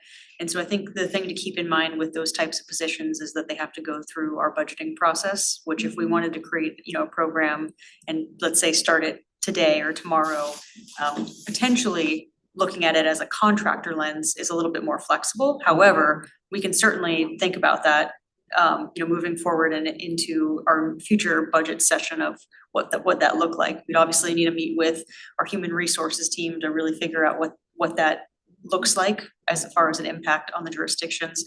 What Sadie has done here is she's done some research just showing that, hey, when you look at, again, we don't want to pursue the volunteer side. The VPA is a threshold that is way too limiting.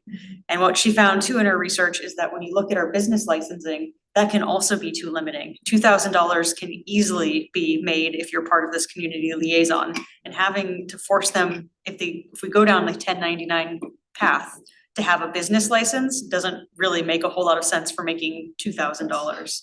And so if we were to pursue and continue to pursue the contract, we'd want to take a look at, we're recommending that we take a look at adjusting our thresholds in Lacey Municipal Code, which then requires an ordinance that we'd have to work our way through the council to do as well. So there are some steps here, and what Sadie's just showing is we're trying to do our diligence to find a way that we can make this program so it is less barrier. There's still barriers, there's always barriers, right?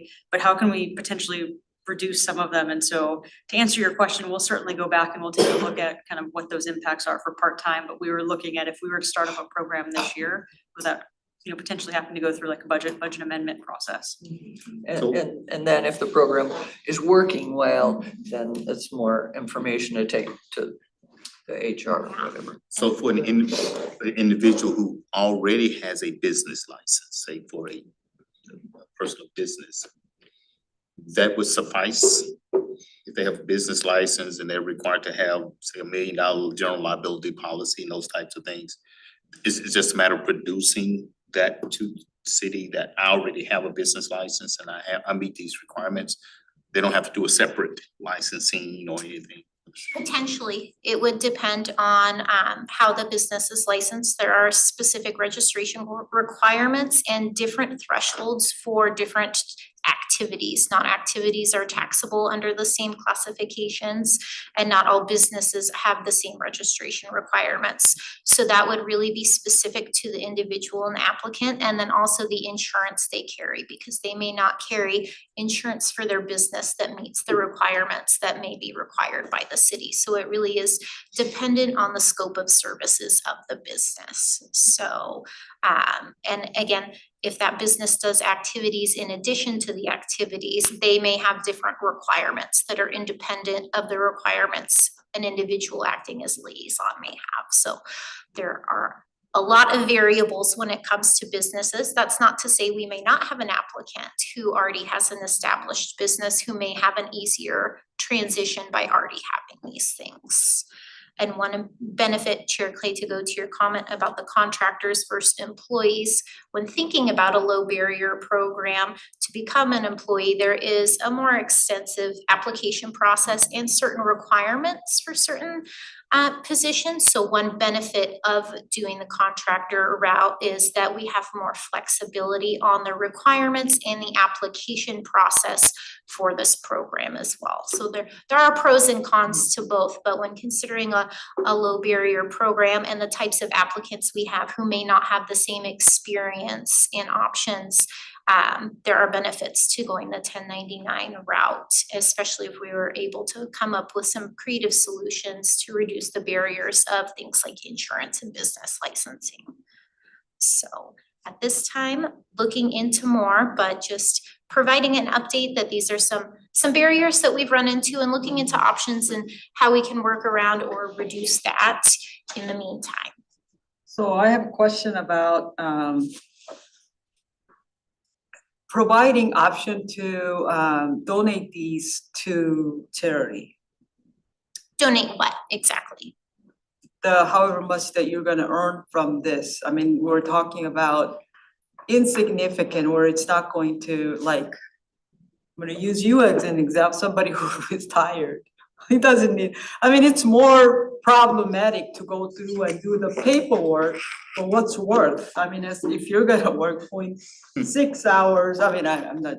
No. But I'm just saying, if it's not, you know, I just want to provide that option, because it's worth it for me to, if I can donate it to my charity of choice. And I don't have to do all the paperwork, file tax for this, get a business license, all this. I mean, that's a good option. That's a really good option, actually. Similar to the advisory board stipend program, there are limits on how the city can direct that. So unfortunately, the end receiver can choose to donate the money they earn. The city cannot donate on behalf of an individual. That does bring up a good point, Commissioner Sauer, about the potential to let somebody serve as a liaison on a pure volunteer capacity without compensation. That may be an option if there is someone who is really interested in just volunteering and not being compensated. There's certainly the opportunity to look into that as an option, but we just unfortunately cannot donate on the behalf of an individual because that individual is the recipient of those funds. That would be something that you as an individual would have to do, which unfortunately still triggers that threshold requirement for all of these other things, but. They still have to be insured. Yes, if you exceed that threshold, these requirements trigger regardless of what you choose to do with that income, so. Or if you chose not to get any compensation, you still might have to be insured to do the job.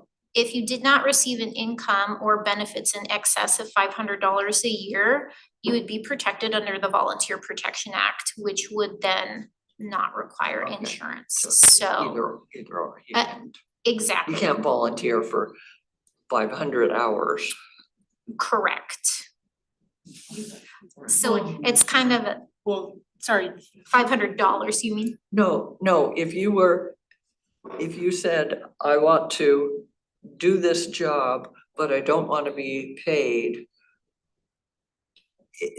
So the possibility You could only be exists. in the volunteer bracket. Correct, you cannot be couldn't compensated. I wanna really donate all my 500 hours a year.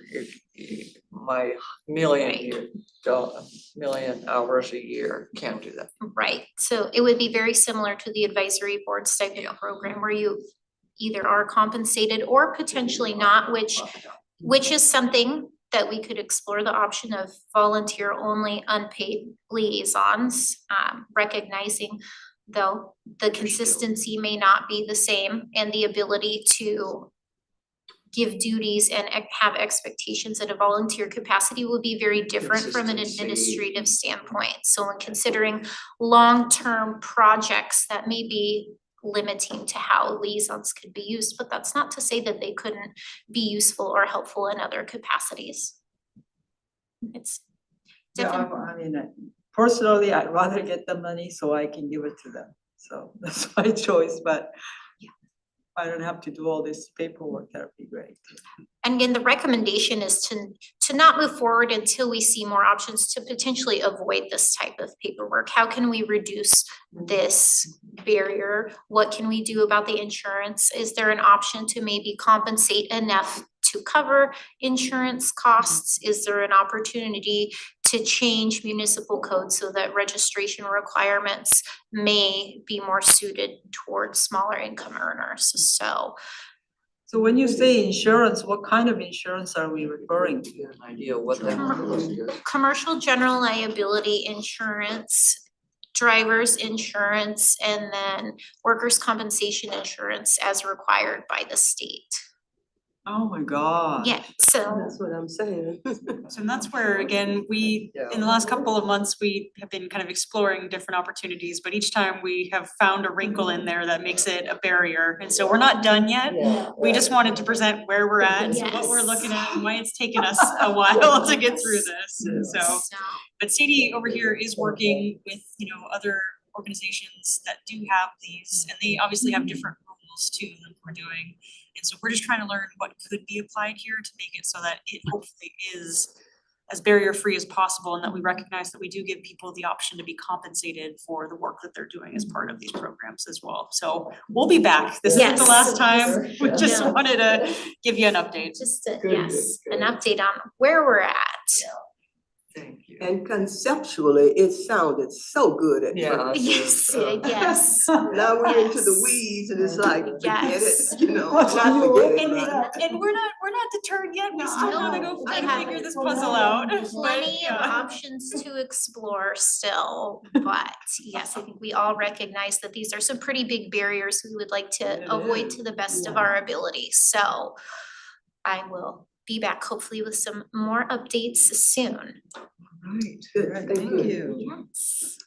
Well, you're up next as well. Here I go Utility wrap, again. The utility wrap project. See.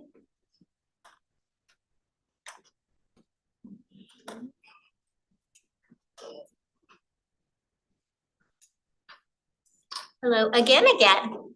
I am here to talk to you now about our utility wrap project update, including asking you all for some feedback at the end of this for recommendations. So as an overview, the utility wrap program has been discussed back in 2023. We have made some progress and got some submissions from the community. I would like to review those submissions with you tonight and get some recommendations to eventually take to the Lacey City Council, and then provide an update on what the next steps for this project look like. So the city of Lacey does have an adopted public art program, which does include funding and the project of utility wraps, which will transform utility boxes across the city into works of art.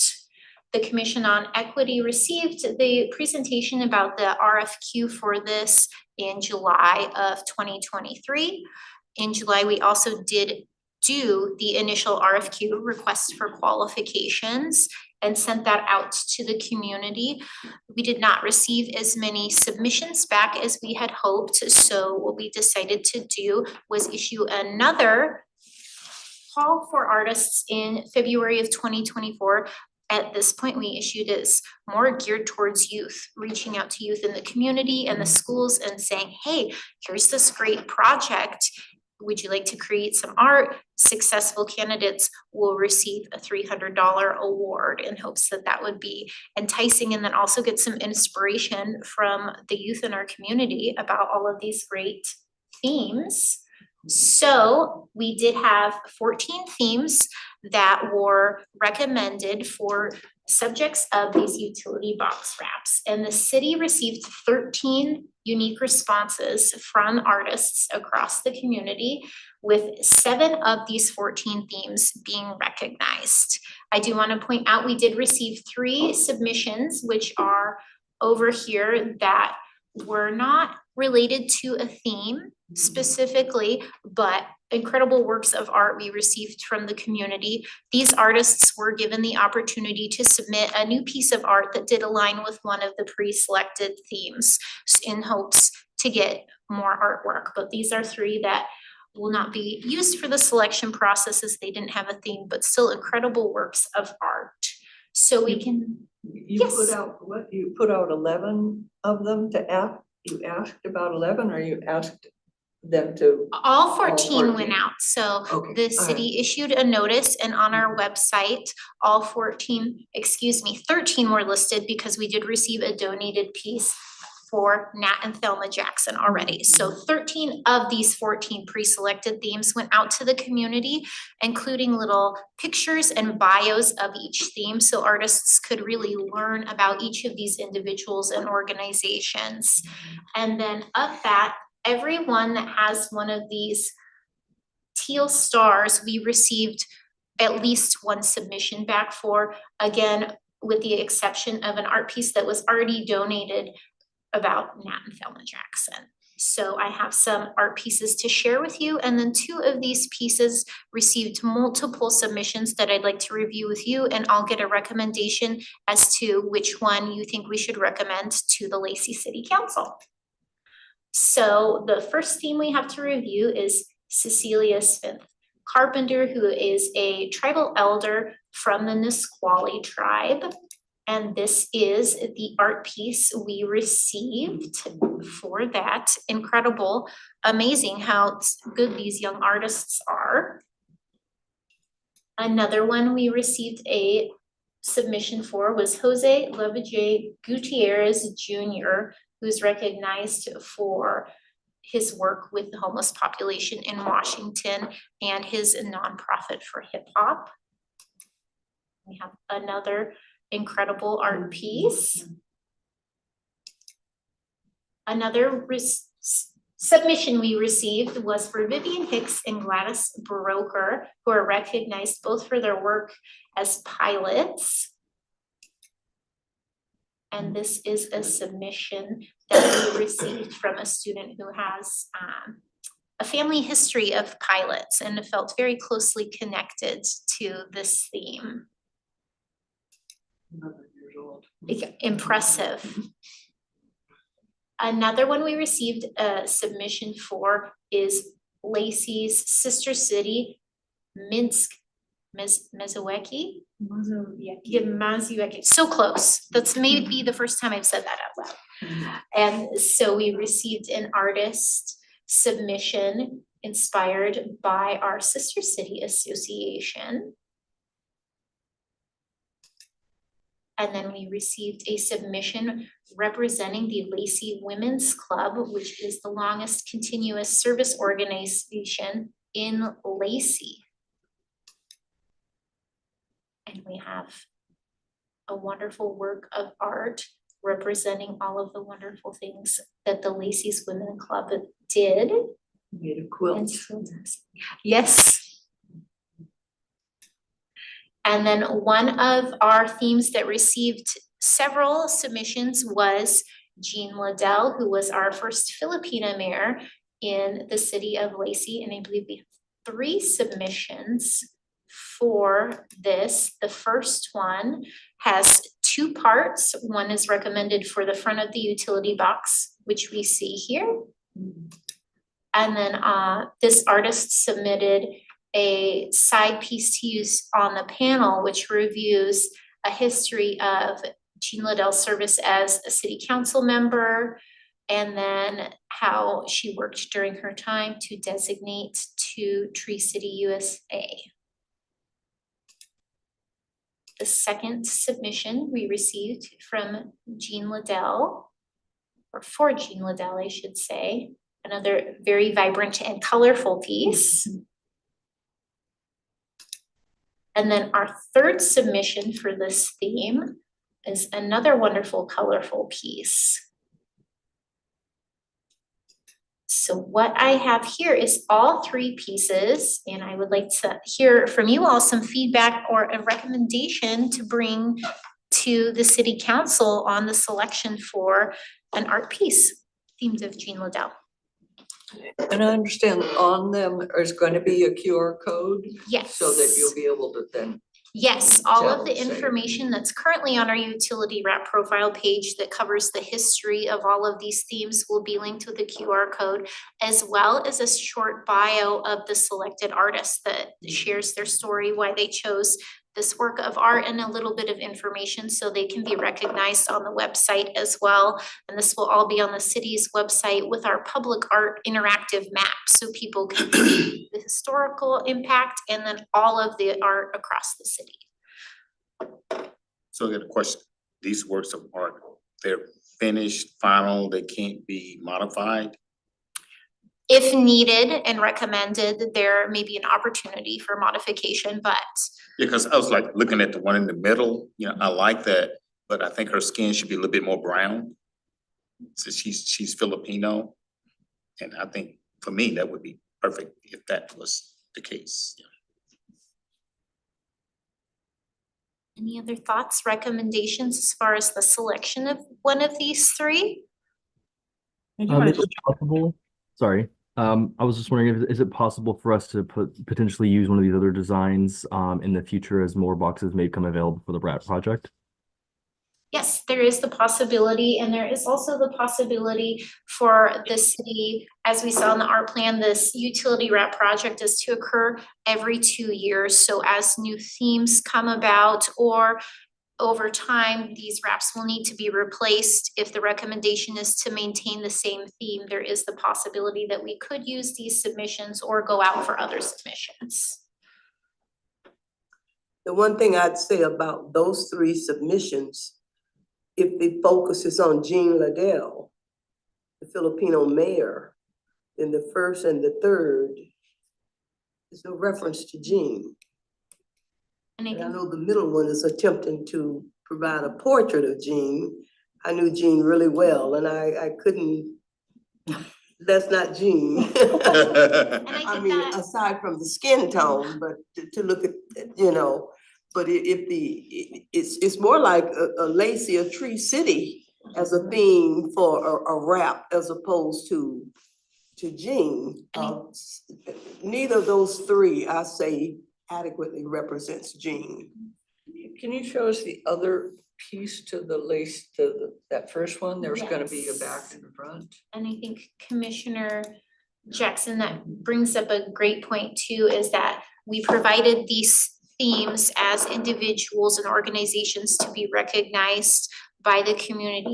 These were to inspire artists. They're not, they were not required to do any sort of self-portrait. So it was really up to the artist's interpretation to create art that they feel inspired or captured works or aspects of the individual. So I think that does bring up a great point, as they may not be portraits of the individual, but expressions that the artist created that they felt recognized or captured actions or pieces of the individuals.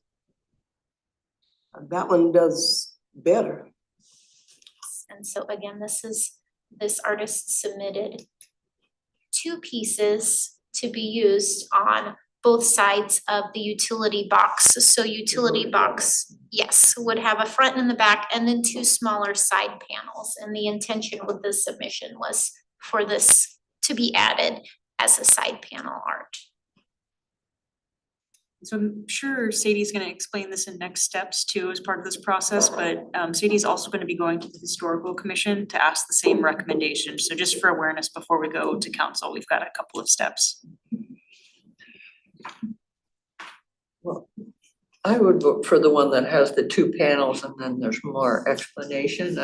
And if, you know, there are a lot of, the other ones are colorful and they'll be different.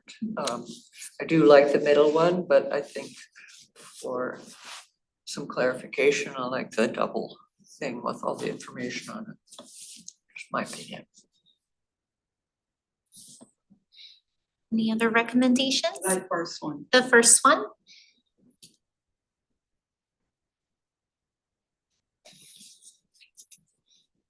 I think I would suggest the first one with maybe the caveat that we would consider perhaps the order in which it's presented. Clarify a little more, Commissioner Wood, on order of which it's presented. I understand the Lacey Tree City portion is intended for the main part of it, but perhaps we could have the backside that's intended for that perhaps be on the main portion and then the Tree City portion being on the opposite side. Thank you. Commissioner Hart, Commissioner Stolberg, any thoughts? I like the first one as well. I don't know if the information that was on the pink side was, like I saw the QR code, was that something that was added by the artist as well? Yes, and those would potentially be updated and likely those QR codes would be replaced to reflect information on the city's website as opposed to what they had prepared, which does at this time just link back to the utility wrap profile page that this information was posted on. Got it. Just to add on to what Sadie was saying, so what we're looking at is kind of a one-dimensional item, and we're gonna be wrapping this on a three-dimensional item. And so we are going to have to edit and repeat patterns in some locations. So just note that what is presented here isn't going to exactly reflect what might be presented on the utility wrap. And Sadie made a really good point with the QR codes. We would certainly make sure that the QR codes are city QR codes. So commissioners, I heard 4 individuals who are in favor of option 1, but we're hoping to get consensus on a recommendation to move forward with option 1. Or any option. Option 1 on Jean Liddell? Oh. Represent Tree City.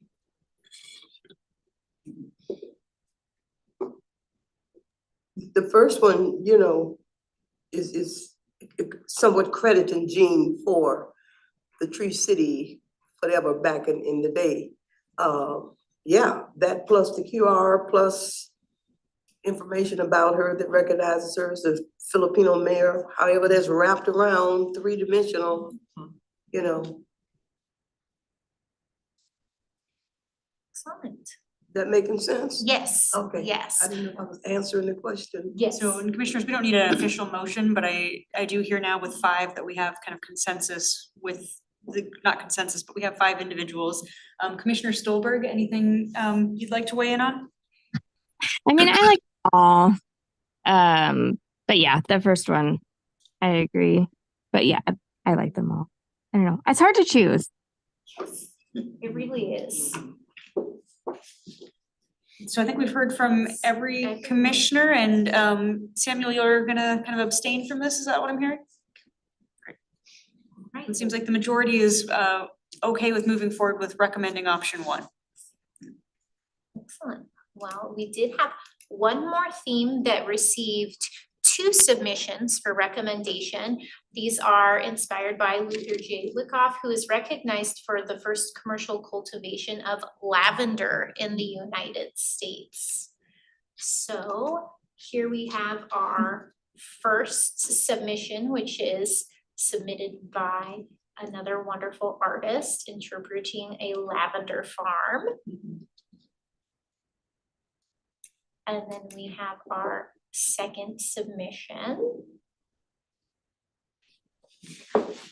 And here I have again a side by side for you all to review and hear your recommendations for consideration.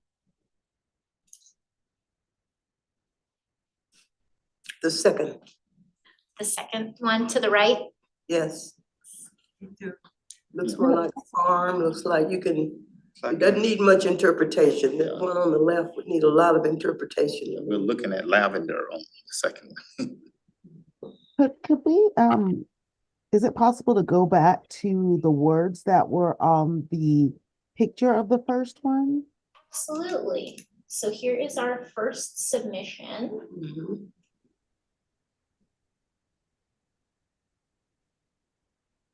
And then our second submission did not have a narrative, just to clarify. Sweet. Yeah, I like that one too. That's from 8-year-old. That would be available on the QR code. Yes, so the goal again with those QR codes is that individuals walking by and seeing this art could scan that code and not only learn the history of the individual or the organization, but see information about the artist, with the hope that maybe we could get a little more information from the artists who are successful candidates in this project. So in addition to their inspiration, they could add a little information about themselves, maybe their hobbies or what they would like to share with the community. So this information is subject to change based on the successful candidate and what they feel comfortable sharing for that as well. And then we again have the second submission for this theme. I have two questions actually. Yes. I guess, so the first one is I'm wondering if it's possible, and maybe not the specific incidents, but just going forward, if we get two submissions and let's say maybe we're split on both, if it's possible to do a split design on a utility rep versus picking one or the other. No, that is not something we had considered at this time. The current process that we are doing is to get recommendations from both you at the Commission on Equity and the Historical Commission. And then the Lacey City Council would have the ultimate decision as to what art is actually used for this project. That is not to say though, Commissioner Hegwood, that we could not recommend to the Lacey City Council or share with them that the recommendation from the commission was to use a split piece of art. So although at their discretion, any recommendations from this commission can be brought forth, and I think that that is absolutely something that could be recommended to them. Whether they choose to do that or not is up to their discretion, but it is something that we could bring up when presenting this item. Yeah, I would definitely agree on a split submission. They both have something to give to the artist's interpretation. Especially seeing as though one is a youthful, a younger person's interpretation and an older person's interpretation. I think that'd be cool to see. So the recommendation, Commissioner Jackson, from them is that they would like to use both pieces of art, maybe half and half spread on the wrap.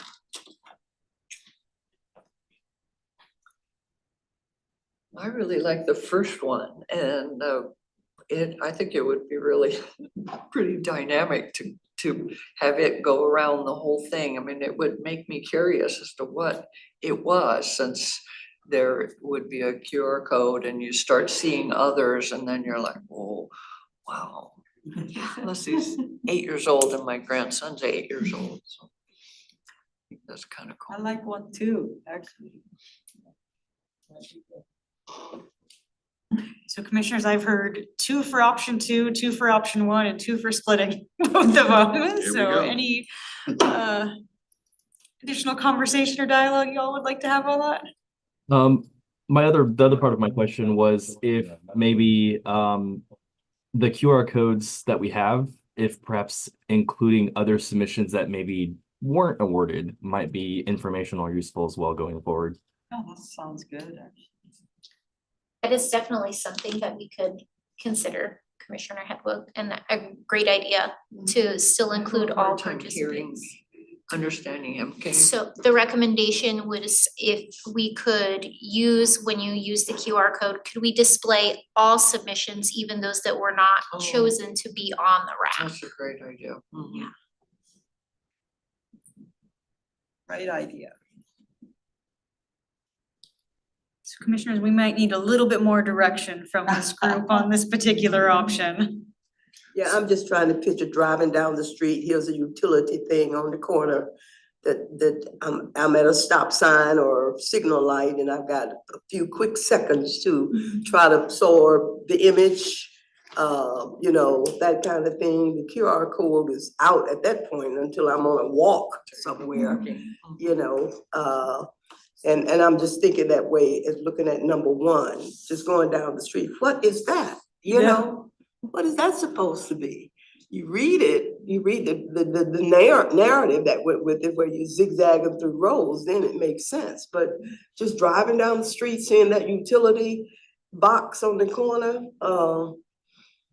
that's what registered in my mind. Versus on the right one, obviously a garden, some kind of flower, and if it's, you know, Luther Wyckoff, who's recognized for the first lavender farmer in the country, or whatever that said. So I was just trying to judge them based upon the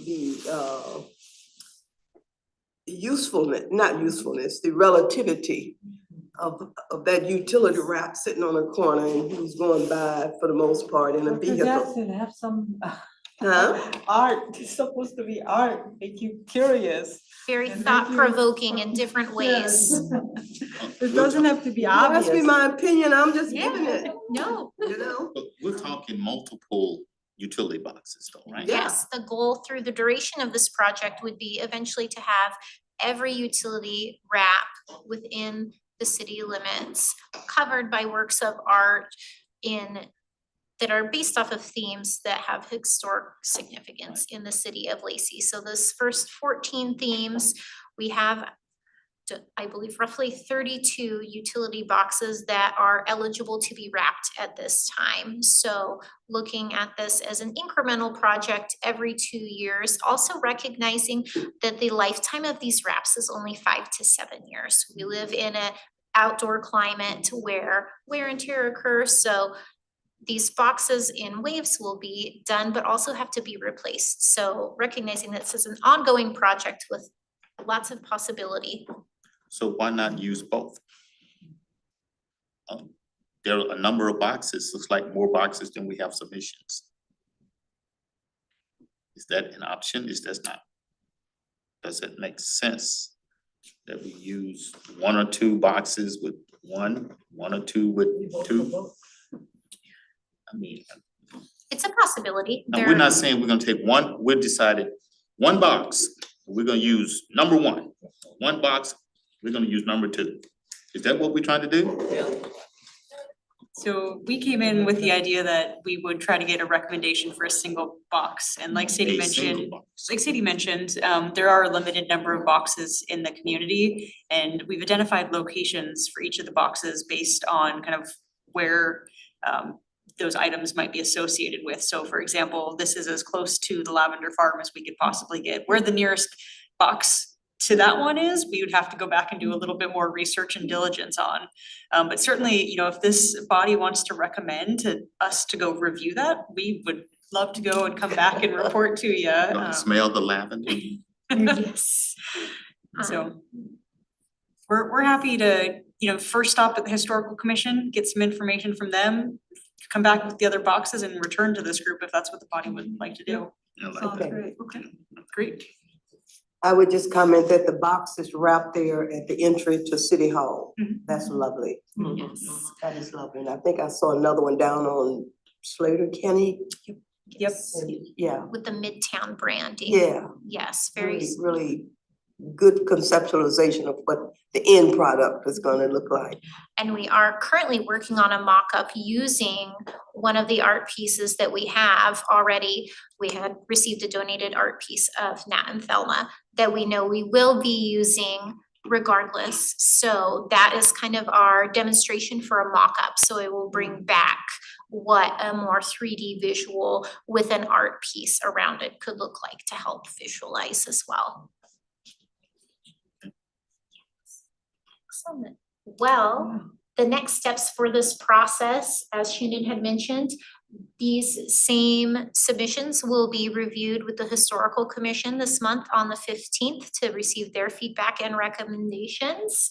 And then recommendations will be sent to the Lacey City Council for consideration and then approval. Pending the approval from the Lacey City Council, all of the successful applicants who submitted art would be notified and we would execute agreements so that those artists can receive their $300 reward, and then also collect some more information for them to be displayed on the city website with their QR code.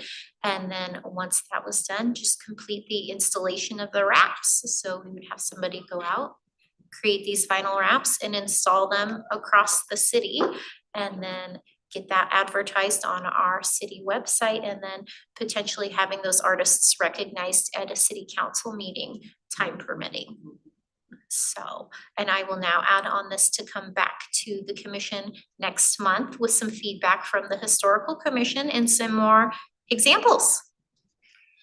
So the ones that didn't get a submission, what happened to those? That's a great question. So the hope would be that we could put those themes back out for a next artist calling and get some more, and potentially we may have some more themes to add to that list. So whenever we were looking at the next kind of round of submissions, we would put out any themes that didn't receive submissions with a potential addition of any new recommendations. So that's in 2 years. Potentially sooner. We are slightly a little behind on the timeline, and recognizing that this is a project that's very seasonal because you can't install vinyl wraps in the winter. So depending on the cycle of the project, there may be an opportunity to have it occur before projected 2 years. Yeah, we don't, I think we'll try to, again, continue this program and get phase 2 because we do have, the funding for all of them. But what we're really hoping is once we get these ones out there, that people in the community will be like, wow, how did this happen? I'm interested. I have, kids who maybe would want to participate in the next round, in the next phase. And if that is the case, then this commission will hopefully be reviewing multiple submissions for each box, which would mean that we'd have to at some point make some decisions as far as recommendations. We're hoping to get there at a future date. So. And then similarly, any artists who had art that aren't used in any rounds would definitely be notified of next opportunities, similar to the submissions we received that didn't correspond with any of our assigned themes. They were given the opportunity to create more artwork for some people and themes that didn't receive submissions. So definitely working with artists and local groups to get the information out and give as many opportunities as possible.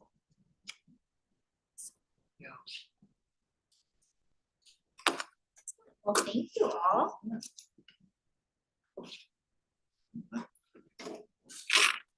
Okay, sure. Thank you so much, Sadie. All those items. Right, next on the agenda, the draft DEIB strategic plan status overview part 1. Great, commissioners. It's good to be back in front of you talking about our draft diversity, equity, and inclusion strategic plan. And so because we are getting a little bit closer in time, and I know we've got some other items on the agenda, what I'm going to do is I'm going to walk you through some of the additions that we have made to the draft. And really what we want to talk about today is the status readings that we have included as part of the draft, and then go over some of the work we've done to get more information about where we're at as an organization for the baselines that we talked about last year, last time we reviewed the commission's draft diversity, equity, and inclusion strategic plan. But specifically, we're only going to be looking at the first 2 goal areas today, with the idea that we'll take a look at the last 2 goals areas at the next meeting. And then at that point, we will have reviewed all 4 goal areas and can hopefully come back with a draft finalized copy of the diversity, equity, and inclusion strategic plan for one more kind of look through from this body, and then do some outreach to the public for some feedback, bring it back to this group, and then make a final recommendation to the city council. So just wanna walk you through what we have included in the packet tonight as part of the draft plan. So what you see here in the draft plan is the addition of status ratings. And so this really is a way, because what we heard from the commission was we need some sort of way, mechanism to make sure that we're being accountable for what we're doing and the goals we've set, the strategies we've set, and then seeing progression from the baselines that we're taking here in 2024. And so we've crafted 4 different status ratings, with the first one being complete, which means that most or all strategies benchmarks are being actively practiced or completed. The next one down is significant progress, meaning that many strategies and benchmarks are being developed or are actively being implemented and practiced. Then the next one down is progress, so not significant progress, but yes, some work is being done. Several strategies and benchmarks are being developed or are actively being implemented or practiced. And then the final one is emerging, meaning that little or no work on the strategies have been performed. So what we'd like to do is assign each one of these markers to each of these sub areas on an annual basis with an update on all of the activities that the city has been doing over that year and a comparison to the baseline which we're trying to establish with this plan. So in the future date, somebody would be able to pick up next year's 2025 edition. It would show all of the data that we collected in 2024, what the city's doing, and in the next column over, it would show any new additions in it from 2024, and then kind of a status update overall. So just to kind of walk through what that looks like, if we're looking at our first goal area, which is workforce and work environment, we identified 3 sub areas, and that was number 1, equity planning, 2, hiring and retention, and then 3, development and workplace. And within each of these sub areas, we identified a strategy. We identified what the city's role was, what the leading departments were, and then what the current status was. So you can see here with equity plan as an example, the total status for this particular strategy is emerging. So not a whole lot of work has been done, and we'll take a look at why that's been assigned in this draft.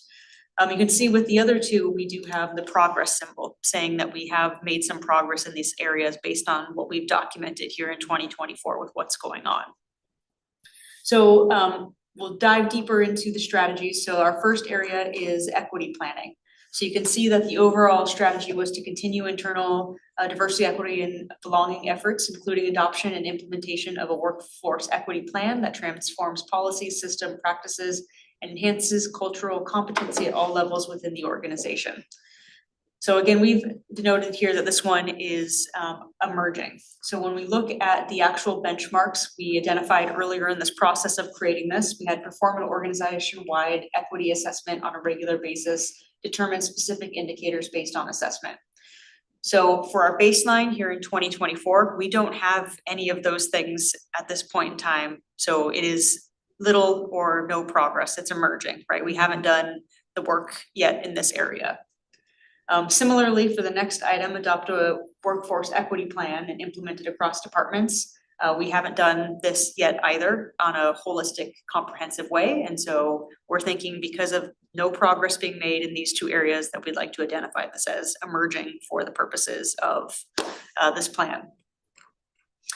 When we move into the next sub area, which is hiring and retention, and there's some formatting issues here going on, sorry about that.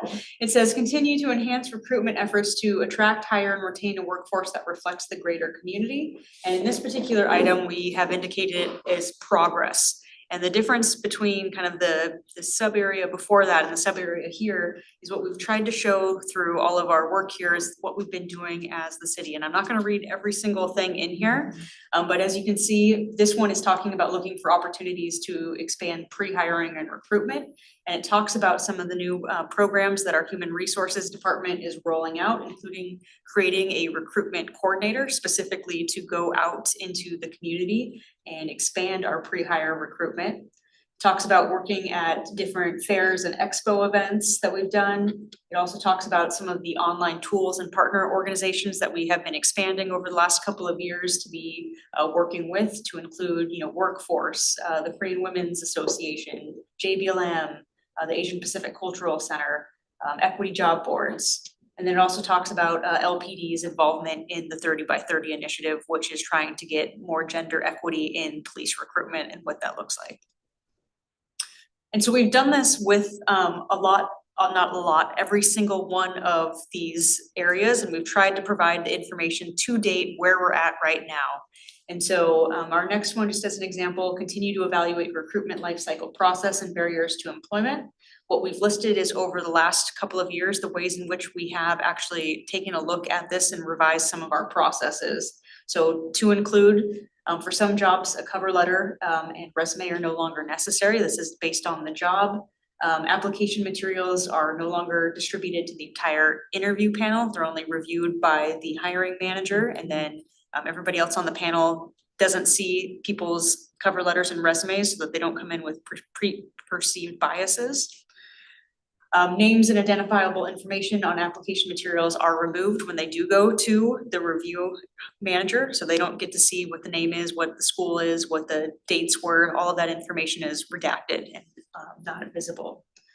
All job descriptions were reviewed for accuracy and inclusivity, so we recently went through that process and reviewed all of our jobs from A to Z. We also removed required qualifications in certain departments and also had experience in lieu of education added in certain departments for certain positions. And so this continues and lists on all of the things that we've done, and that's why we're saying we think we've seen some progress in these areas. We tried to provide a best capture of everything that's going on in the city within each one of these.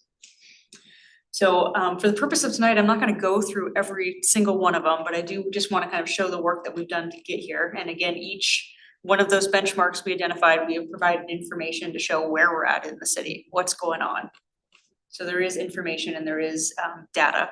I've also included references here to some of the information that we reviewed last time, which will be included as appendix. So we talked about our application data.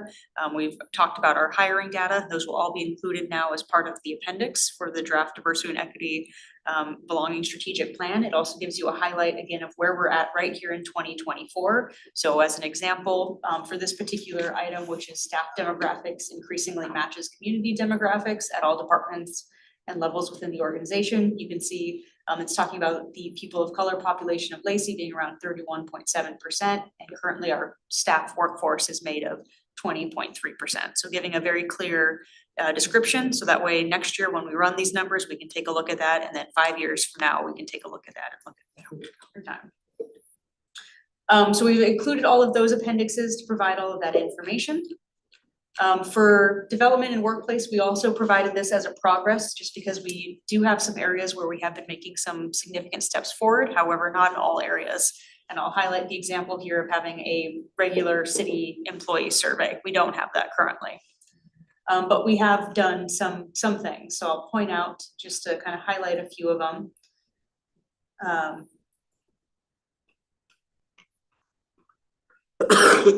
So when we're talking about baseline equity training, what we did provide are some of the trainings that we have done previously at the organization, including through our, human resources such as preventing harassment, discrimination, implicit bias, ethics, giving feedback, and emotional intelligence. So everything we've done here to date.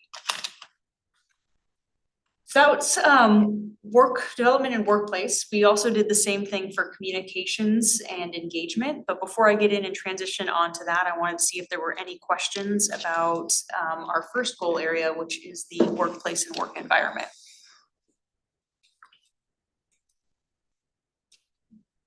There was one that flashed through real fast. You don't need to go back to it. It was something about job descriptions are reviewed for accuracy and inclusivity.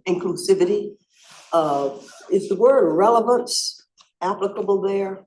Job descriptions that is saying what people need to know and be able to do.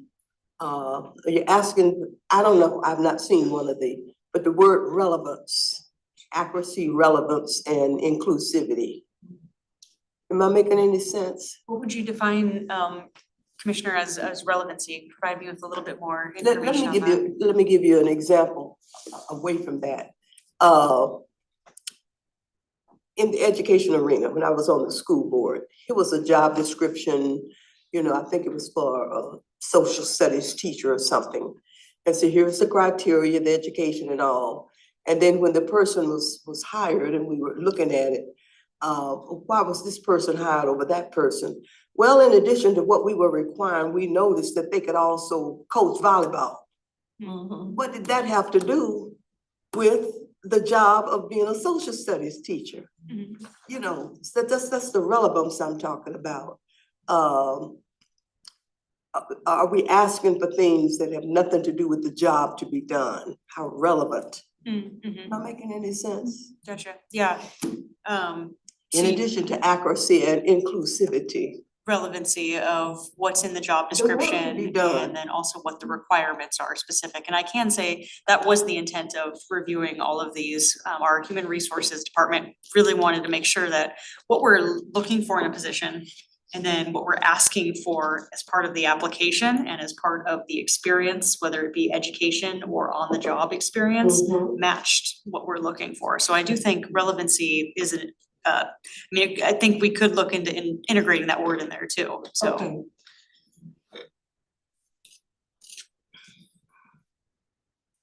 So a number of those things were changes from the way things used to be. Yeah. Yep, yeah, and I'd say within the last couple of years, and I think you all know, we've been working on this for a few years, and so some of the things that we've identified as things we need to look at, we have been actively doing as an organization, and so we wanted to show what we have been doing up to date. Even if our plan isn't finished, it's being implemented already in some ways. Yeah, and it doesn't mean that there isn't a whole lot of work to be done and continue to be done, but yeah, I think the organization has been actively working on a lot of items.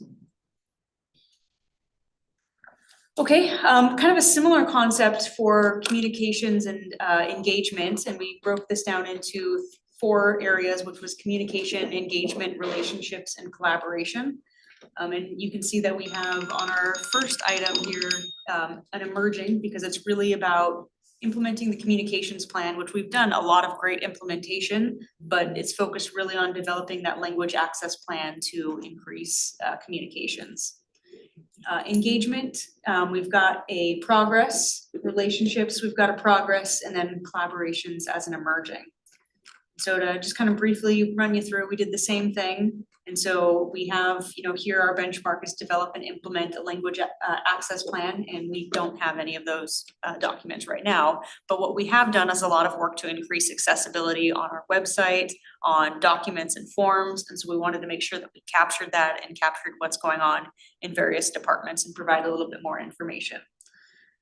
As an example here, we also highlighted our use of language translation services, which are now readily available at our front counters. If you want to speak in another language to our front counter service, we have Language Line, so we can easily translate and have conversations between individuals whose preferred language might not be English.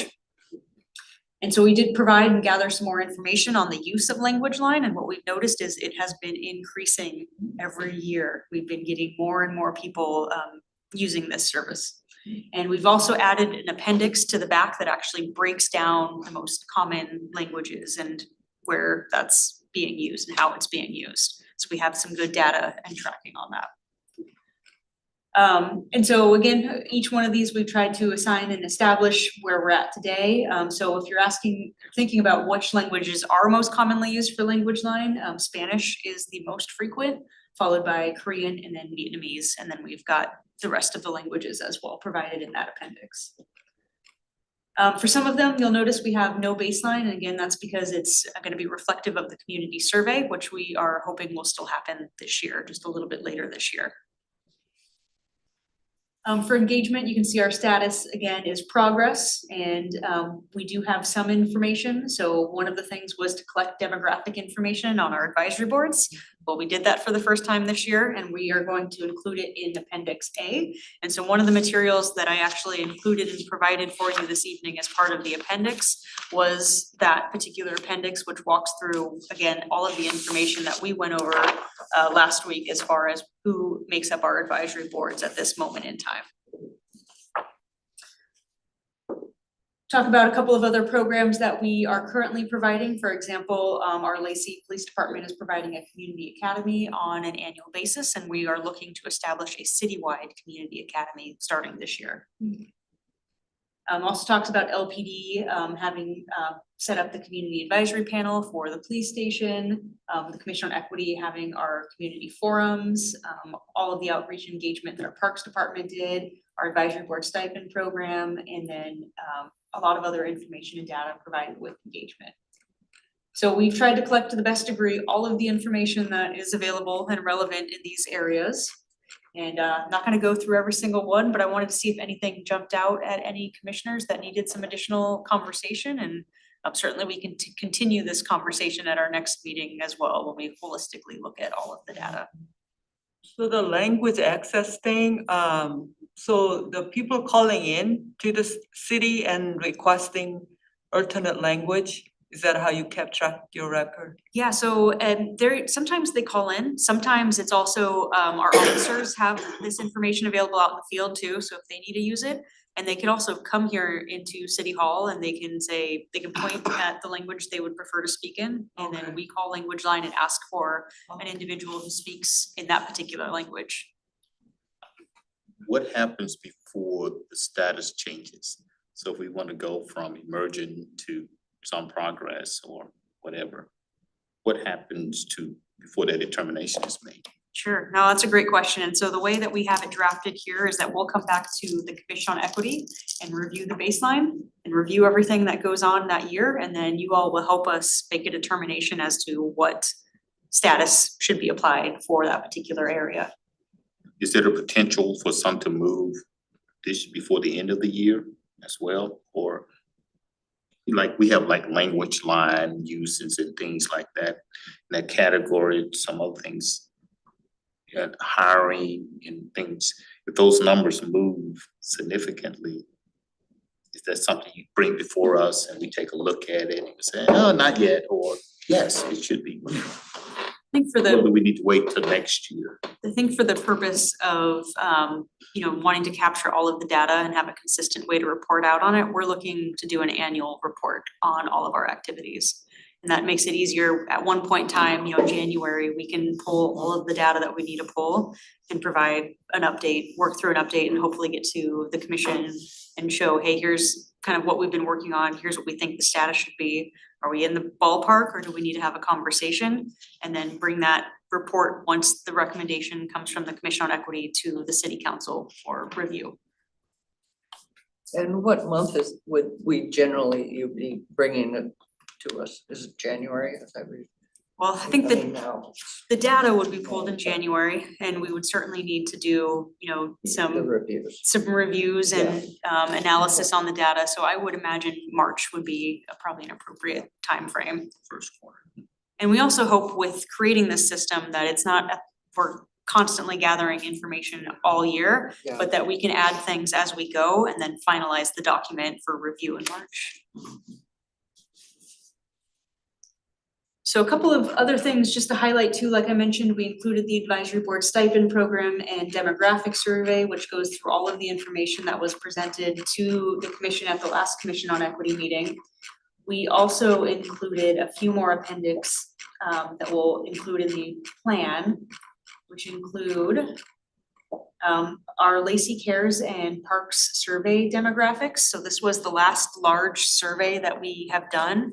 And we went back through the data to take a look at who we heard from and who we didn't hear from. And so we made it kind of very similar to our advisory board stipend program, an assessment of the voices who weren't heard. So for example, in this particular case, we had an underrepresentation of Asian, Black, or African American, Native Hawaiian, or other Pacific Islander, and 2 or more races.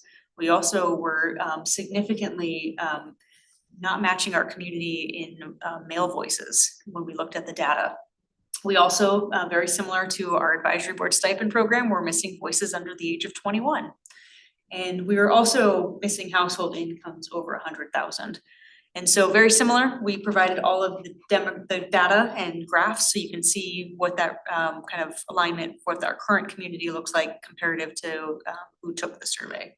So just as an example here, when we are looking at sex, you can see that when we're taking a look at our survey respondents, we had a respondent rate of 65% women and females. So basically, white women were our best. They were filling out the They were survey, filling out yep. the surveys. And again, this is going to help us understand who we're not hitting with Yeah, our right. current outreach and engagement. So we can try to do more targeted outreach and engagement in the future. Yeah.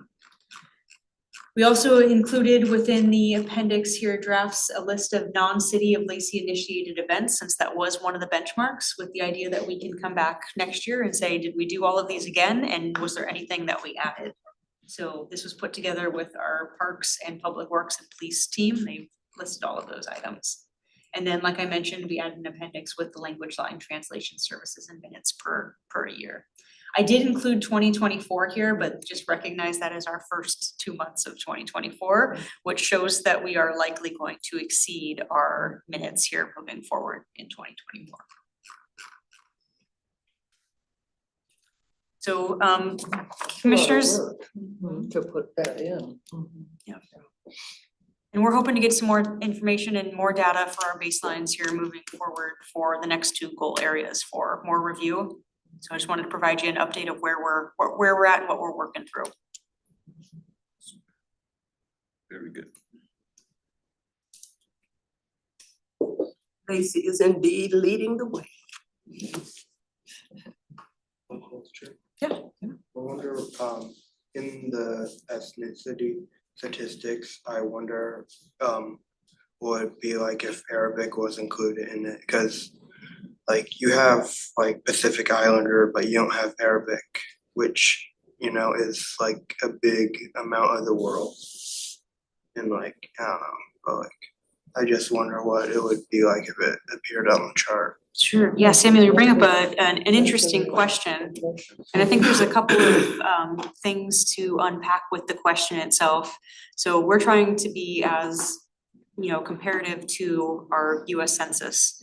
And the US Census doesn't currently track data on people of Middle Eastern descent. When we talk about Arabic is a language, right? So I think we're talking about people of Middle Eastern background or ethnicity. So the census data doesn't have any information for us to compare against. So it's one of those things where we could ask for information and data, but currently a lot of individuals are either being kind of self-selecting as white or 2 or more races or Black. And so we just don't have any good data to compare that to, because right now the census doesn't include that information. But I think you bring up a really good point, and that's something that the Census Bureau looks at every time they do the census is expanding into different categories. And there has been certainly conversations about including Northern African as a future addition to the census for race.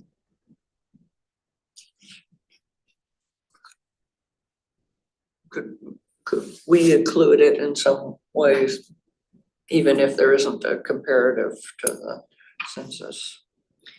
I think you can always include things, but then it becomes a lot harder to do comparisons, because then you might have underrepresentation in other categories because you've included categories that aren't represented in the census. It's a good question.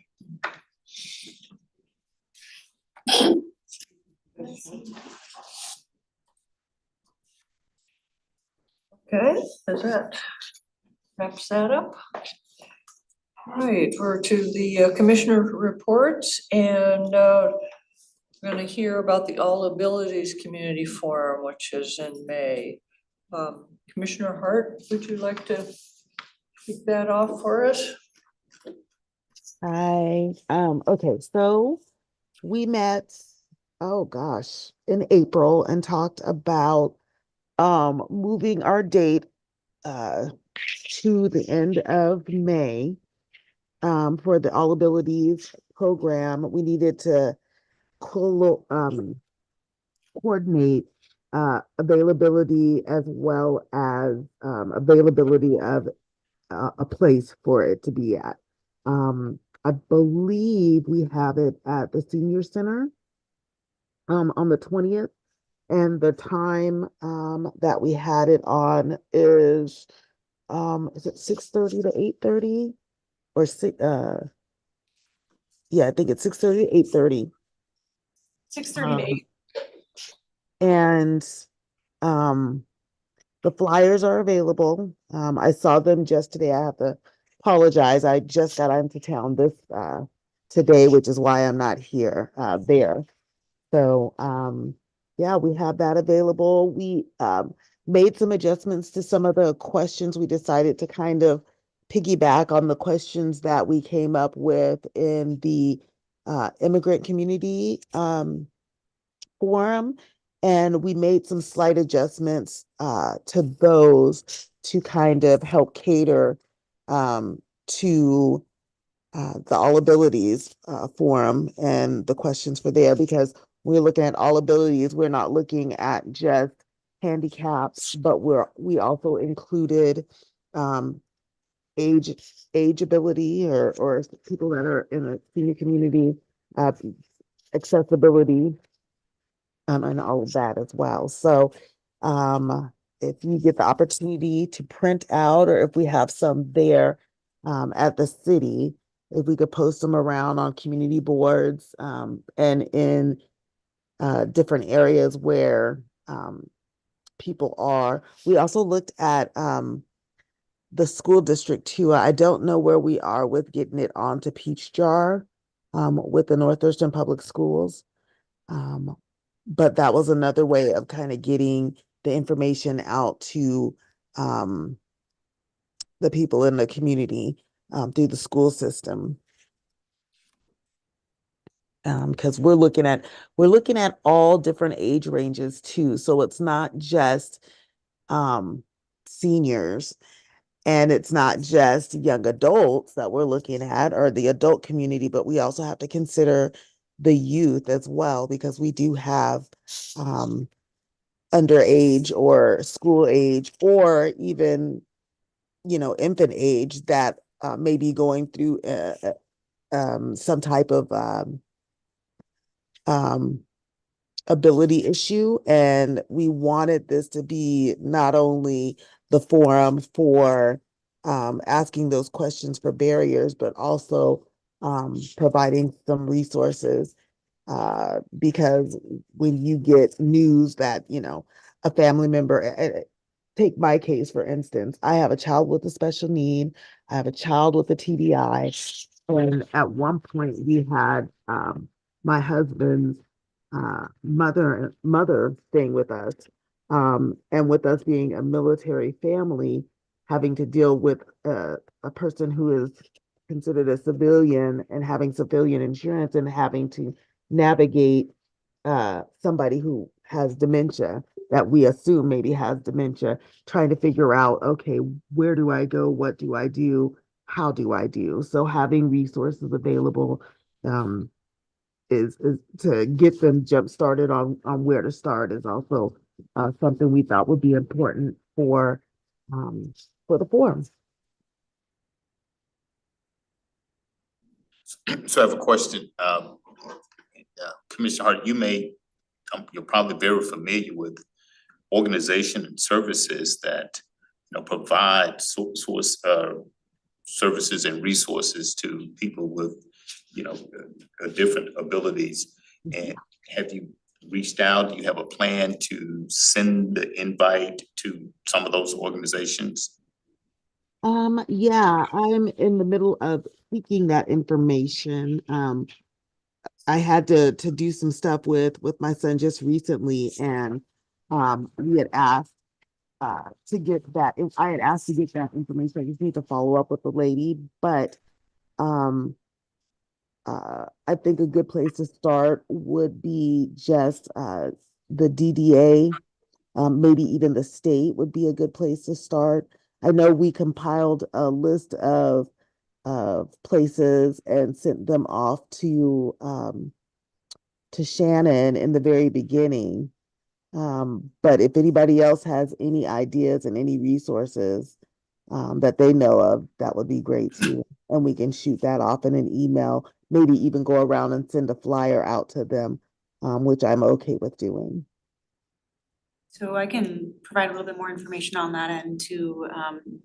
So we reached out to North Thurston Public Schools, Senior Services for the South Sound, Intercity Transit, and DSHS's Division of Vocational Rehabilitation. They are all going to be at the forum to provide information. And so what we're gonna do is have kind of a little bit of a hybrid. We're gonna have the first portion of the forum function very much like the last forum did, where we break into small groups. And then the second half of the forum be for our panel members that I just listed to provide information to the community on resources that they know and are available in the community. We've also been working really hard. We have a public affairs intern right now, Miles Parker, who's been working very hard on adding a lot of organizations to our community connectivity tool so that we can do an email blast here shortly this week, inviting people from other organizations to attend our community forum that's coming up. Don't forget the VA. Nice. Oh, and the Veterans Hub. I might even run over there and run some stuff by them too, because, now you're looking at, people with PTSD that are military, that maybe in transition getting out. So yeah, great thought right there. Commissioner Stolberg, did you want to add anything? We were talking about having kind of, I guess would be maybe like a printout of well, not all of it, but a list of the resources also at the forum to kind of hand out to people that they could take with them. I don't know if that's still happening, but yeah, we have I think a pretty good list of resources in addition to the organizations that are going to be there. And yes, commissioners, we will certainly have the list that Commissioner Stolberg just mentioned. Do you have a signer? We currently do not have a ASL signer, and certainly something we're gonna do a little bit more diligence and research and come back to this group on in the future. We do have invites like the commissioners were just talking about, and I sent out the drafts. I also included them in the agendas. We created multiple flyers for this event as well. The flyer that we're looking at right now has a very specific text that is used to help with people with dyslexia. And so we created a couple of different versions to hopefully reach out to different community members, allowing them to know about this forum that's coming up. We also included an advertisement in our latest Lacey Life and our utility watering bill as well. And we're gonna continue to promote on social media over the next 3 weeks. Awesome. That is it then. Thank you. Next item is the League of Women Voters Equity Panel that we did last week or so. I was there, Commissioner Brown and Shannon. As well, there was the Thurston County equity person and a couple other county employees. There was the City of Olympia, 3 people from their staff, and the mayor of Tumwater was there. It was very well attended and a lot of good questions after the presentations that we did. I thought it was just really well received and just makes me want to get together in some kind of working session, brainstorming session with some of those, with those entities, not just a reporting out, but it was interesting to hear the reporting out. And all of them said, as we did too, committed to collaborating with each other. And we have so much, that's about all I will say. Cliff? No, I just thought it was a very good event, getting to hear from each of those entities and sharing. And one thing that was clear is that we're unique when it comes to those groups and with our function. As many of them work for the county, the city, and things along those lines. And we're a commission, we're a bit different. We're volunteers, and we're able to, approach and discuss things and represent the city council in the community on various things and various topics. So we just have a little bit more ability to do those things and outreach than they do. And it's clear that based on what we're doing and the accomplishments we have, the focuses we have, that we're a leader among the DEI community in Thurston County. Proud of the fact that our forums that we've had, our listening sessions, really reached out to, and we're not done with those yet, but that is was something unique in this group. So. Dr. Jackson was there too. Thelma, you have anything to add? She was there. I was there in my capacity as a member of the League of Women Voters, and their post-activity conversation, they were very pleased.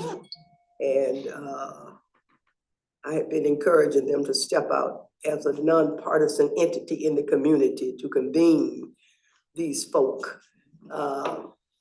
And so they were delighted with the turnout. They were delighted and ready to do whatever follow-up for the next time around. And so they commented on how Lacey was head and shoulders above the other entities. So that's why I say we were leading the way.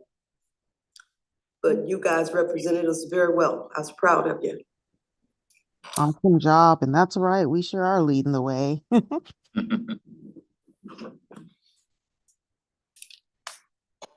Okay. Let's see, next, the director's report. Oh, sorry, sorry, well, Chair, didn't mean to cut you off there. Yeah, well, Lacey Cultural Celebration feedback. Well, I know we've only got 5 minutes left here before we have to adjourn, so I will make it very quick. So in your agenda packets, you will see all of the feedback that we received as part of the Lacey Cultural Celebration based on the questions that we asked.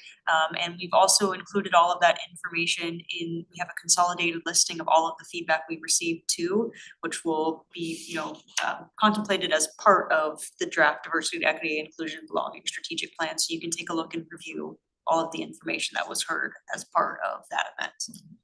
So we did receive a lot of feedback, and it was a very popular event. It was a very busy event, so we got some fantastic feedback. I'm still tired. The second list on my item is the Equity and Inclusion Project Manager update. So this is a new position for the city. We have gone through the recruitment cycle, and we have invited an individual to come on, and they are going to be starting at the organization on June 3rd. And so we are looking forward to bringing Veronica Hand here to a future Commission on Equity meeting and introducing them. So you may remember that name because they helped with our immigrant forum that we held a couple of months ago. So Veronica. What was the name? Veronica Hand. She was here earlier. Tonight, so this person that was here, sorry. Oh, okay.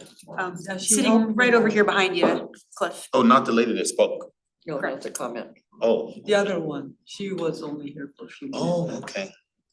I have a couple of other items that are on here, and I'm gonna go over them just really quickly. So number one, I got a few proclamations coming to the council tomorrow that I think this group might be interested in. And so the first one is going to be the Women's Marathon Trials Proclamation, which celebrates the 40th anniversary of the first ever women's Olympic trial marathons that occurred here in Olympia, Lacey, and Tumwater. And so we'll be celebrating that item, which was a momentous occasion in sports history.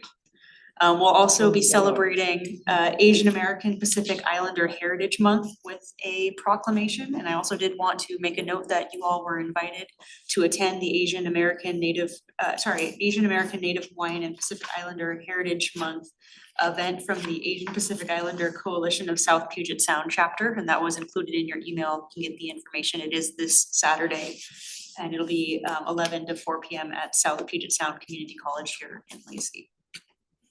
The other item that I also wanted to just highlight is we have set up a meeting with the diversity, equity, inclusion, belonging staff across the region. So we're starting to have some conversations as a region, and we're gonna be meeting later this month to talk about a couple of items. And so we're looking forward to, and that's, I think, again, one of the things that came out of the League of Women Voters Equity Panel was, again, getting together and getting our resources and understanding of what's going on across the organization and sharing information and finding ways that we might collaborate. So I did wanna highlight that we are gonna be meeting here shortly. That's city staff. City staff, yep. And so we'll be having some conversations about ways, again, that we can collaborate. The last item on my agenda is our next meeting date, which, if you recall, at the very end of last year, we had established the dates for this year, and because of the holiday, Memorial holiday in May, we decided to postpone our Commission on Equity meeting to the next Monday in June, which is June 3rd. However, we have some conflicts with the date in June 3rd. And so I was coming to the commission to see if you all might be available to meet on a Wednesday or Thursday, and specifically looking at potentially May 29th or May 30th, which I know is a little strange and odd for the commission to meet on a Thursday. But it would kind of help us with some of our public meetings that we have going and some schedule conflicts that we have that week of June. Works for me. Wednesdays are good for me, if we can do that. Either day. I won't be able to attend, I'll be in the middle of a camping. Again, But Vice Chair Sauer, I'm not sure, June 20, what day? Hoping 29th for or 30th. May 29th. Oh, instead of May June. 29. So I the can do Thursday the 30th, but I'm not available Wednesday the 29th. That works for me. I'm flexible. Commissioner Hedgewood or Stolberg? I know Commissioner Hart, you said Wednesday was better for you. Correct. Yeah, Thursday, I think I can do either day. So I've got 4 for Thursday, the 30th. Commissioner Hart, would you be able to do Thursday, the 30th?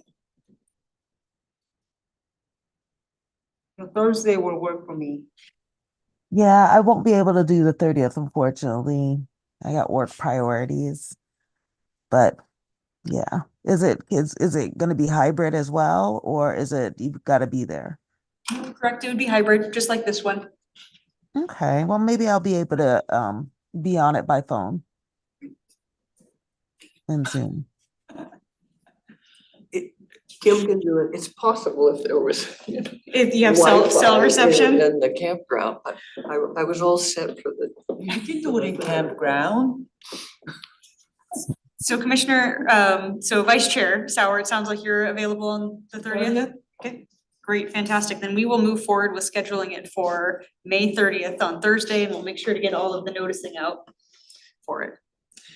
That's all the items I had for the commission tonight, and I think I'm just in time. All right, hopefully no one else has any business.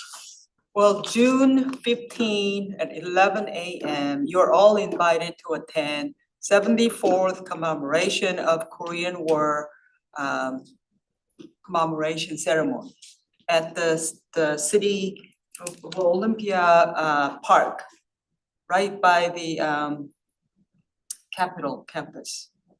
Can we all go? It'll be nice food. Ooh, okay. Could I ask you to give that information to Shannon, and then Shannon can send us all out? Okay, yeah. Let me see, I think I have an event that's coming up too, that I will be at. It's not my event, but I think it's with the EDC, and it is the Inspire Women's Workshop, since it is Mother's Day, the month of Mother's Day. They are inspiring women entrepreneurs. Let me get the date for you guys, because I believe it's coming up. It's on a Thursday. It's called Inspire Conference, and it is on a Thursday, the 23rd of May, at the South Puget Sound Community College Lacey campus. It starts at 5 o'clock, or excuse me, starts at 8 a.m., ends at 5 p.m. And you do have to register to go to that. So Inspire Conference, Women's Business Conference. If nothing else, I adjourn the meeting at something like 8:32. Thank you. Very good. Right.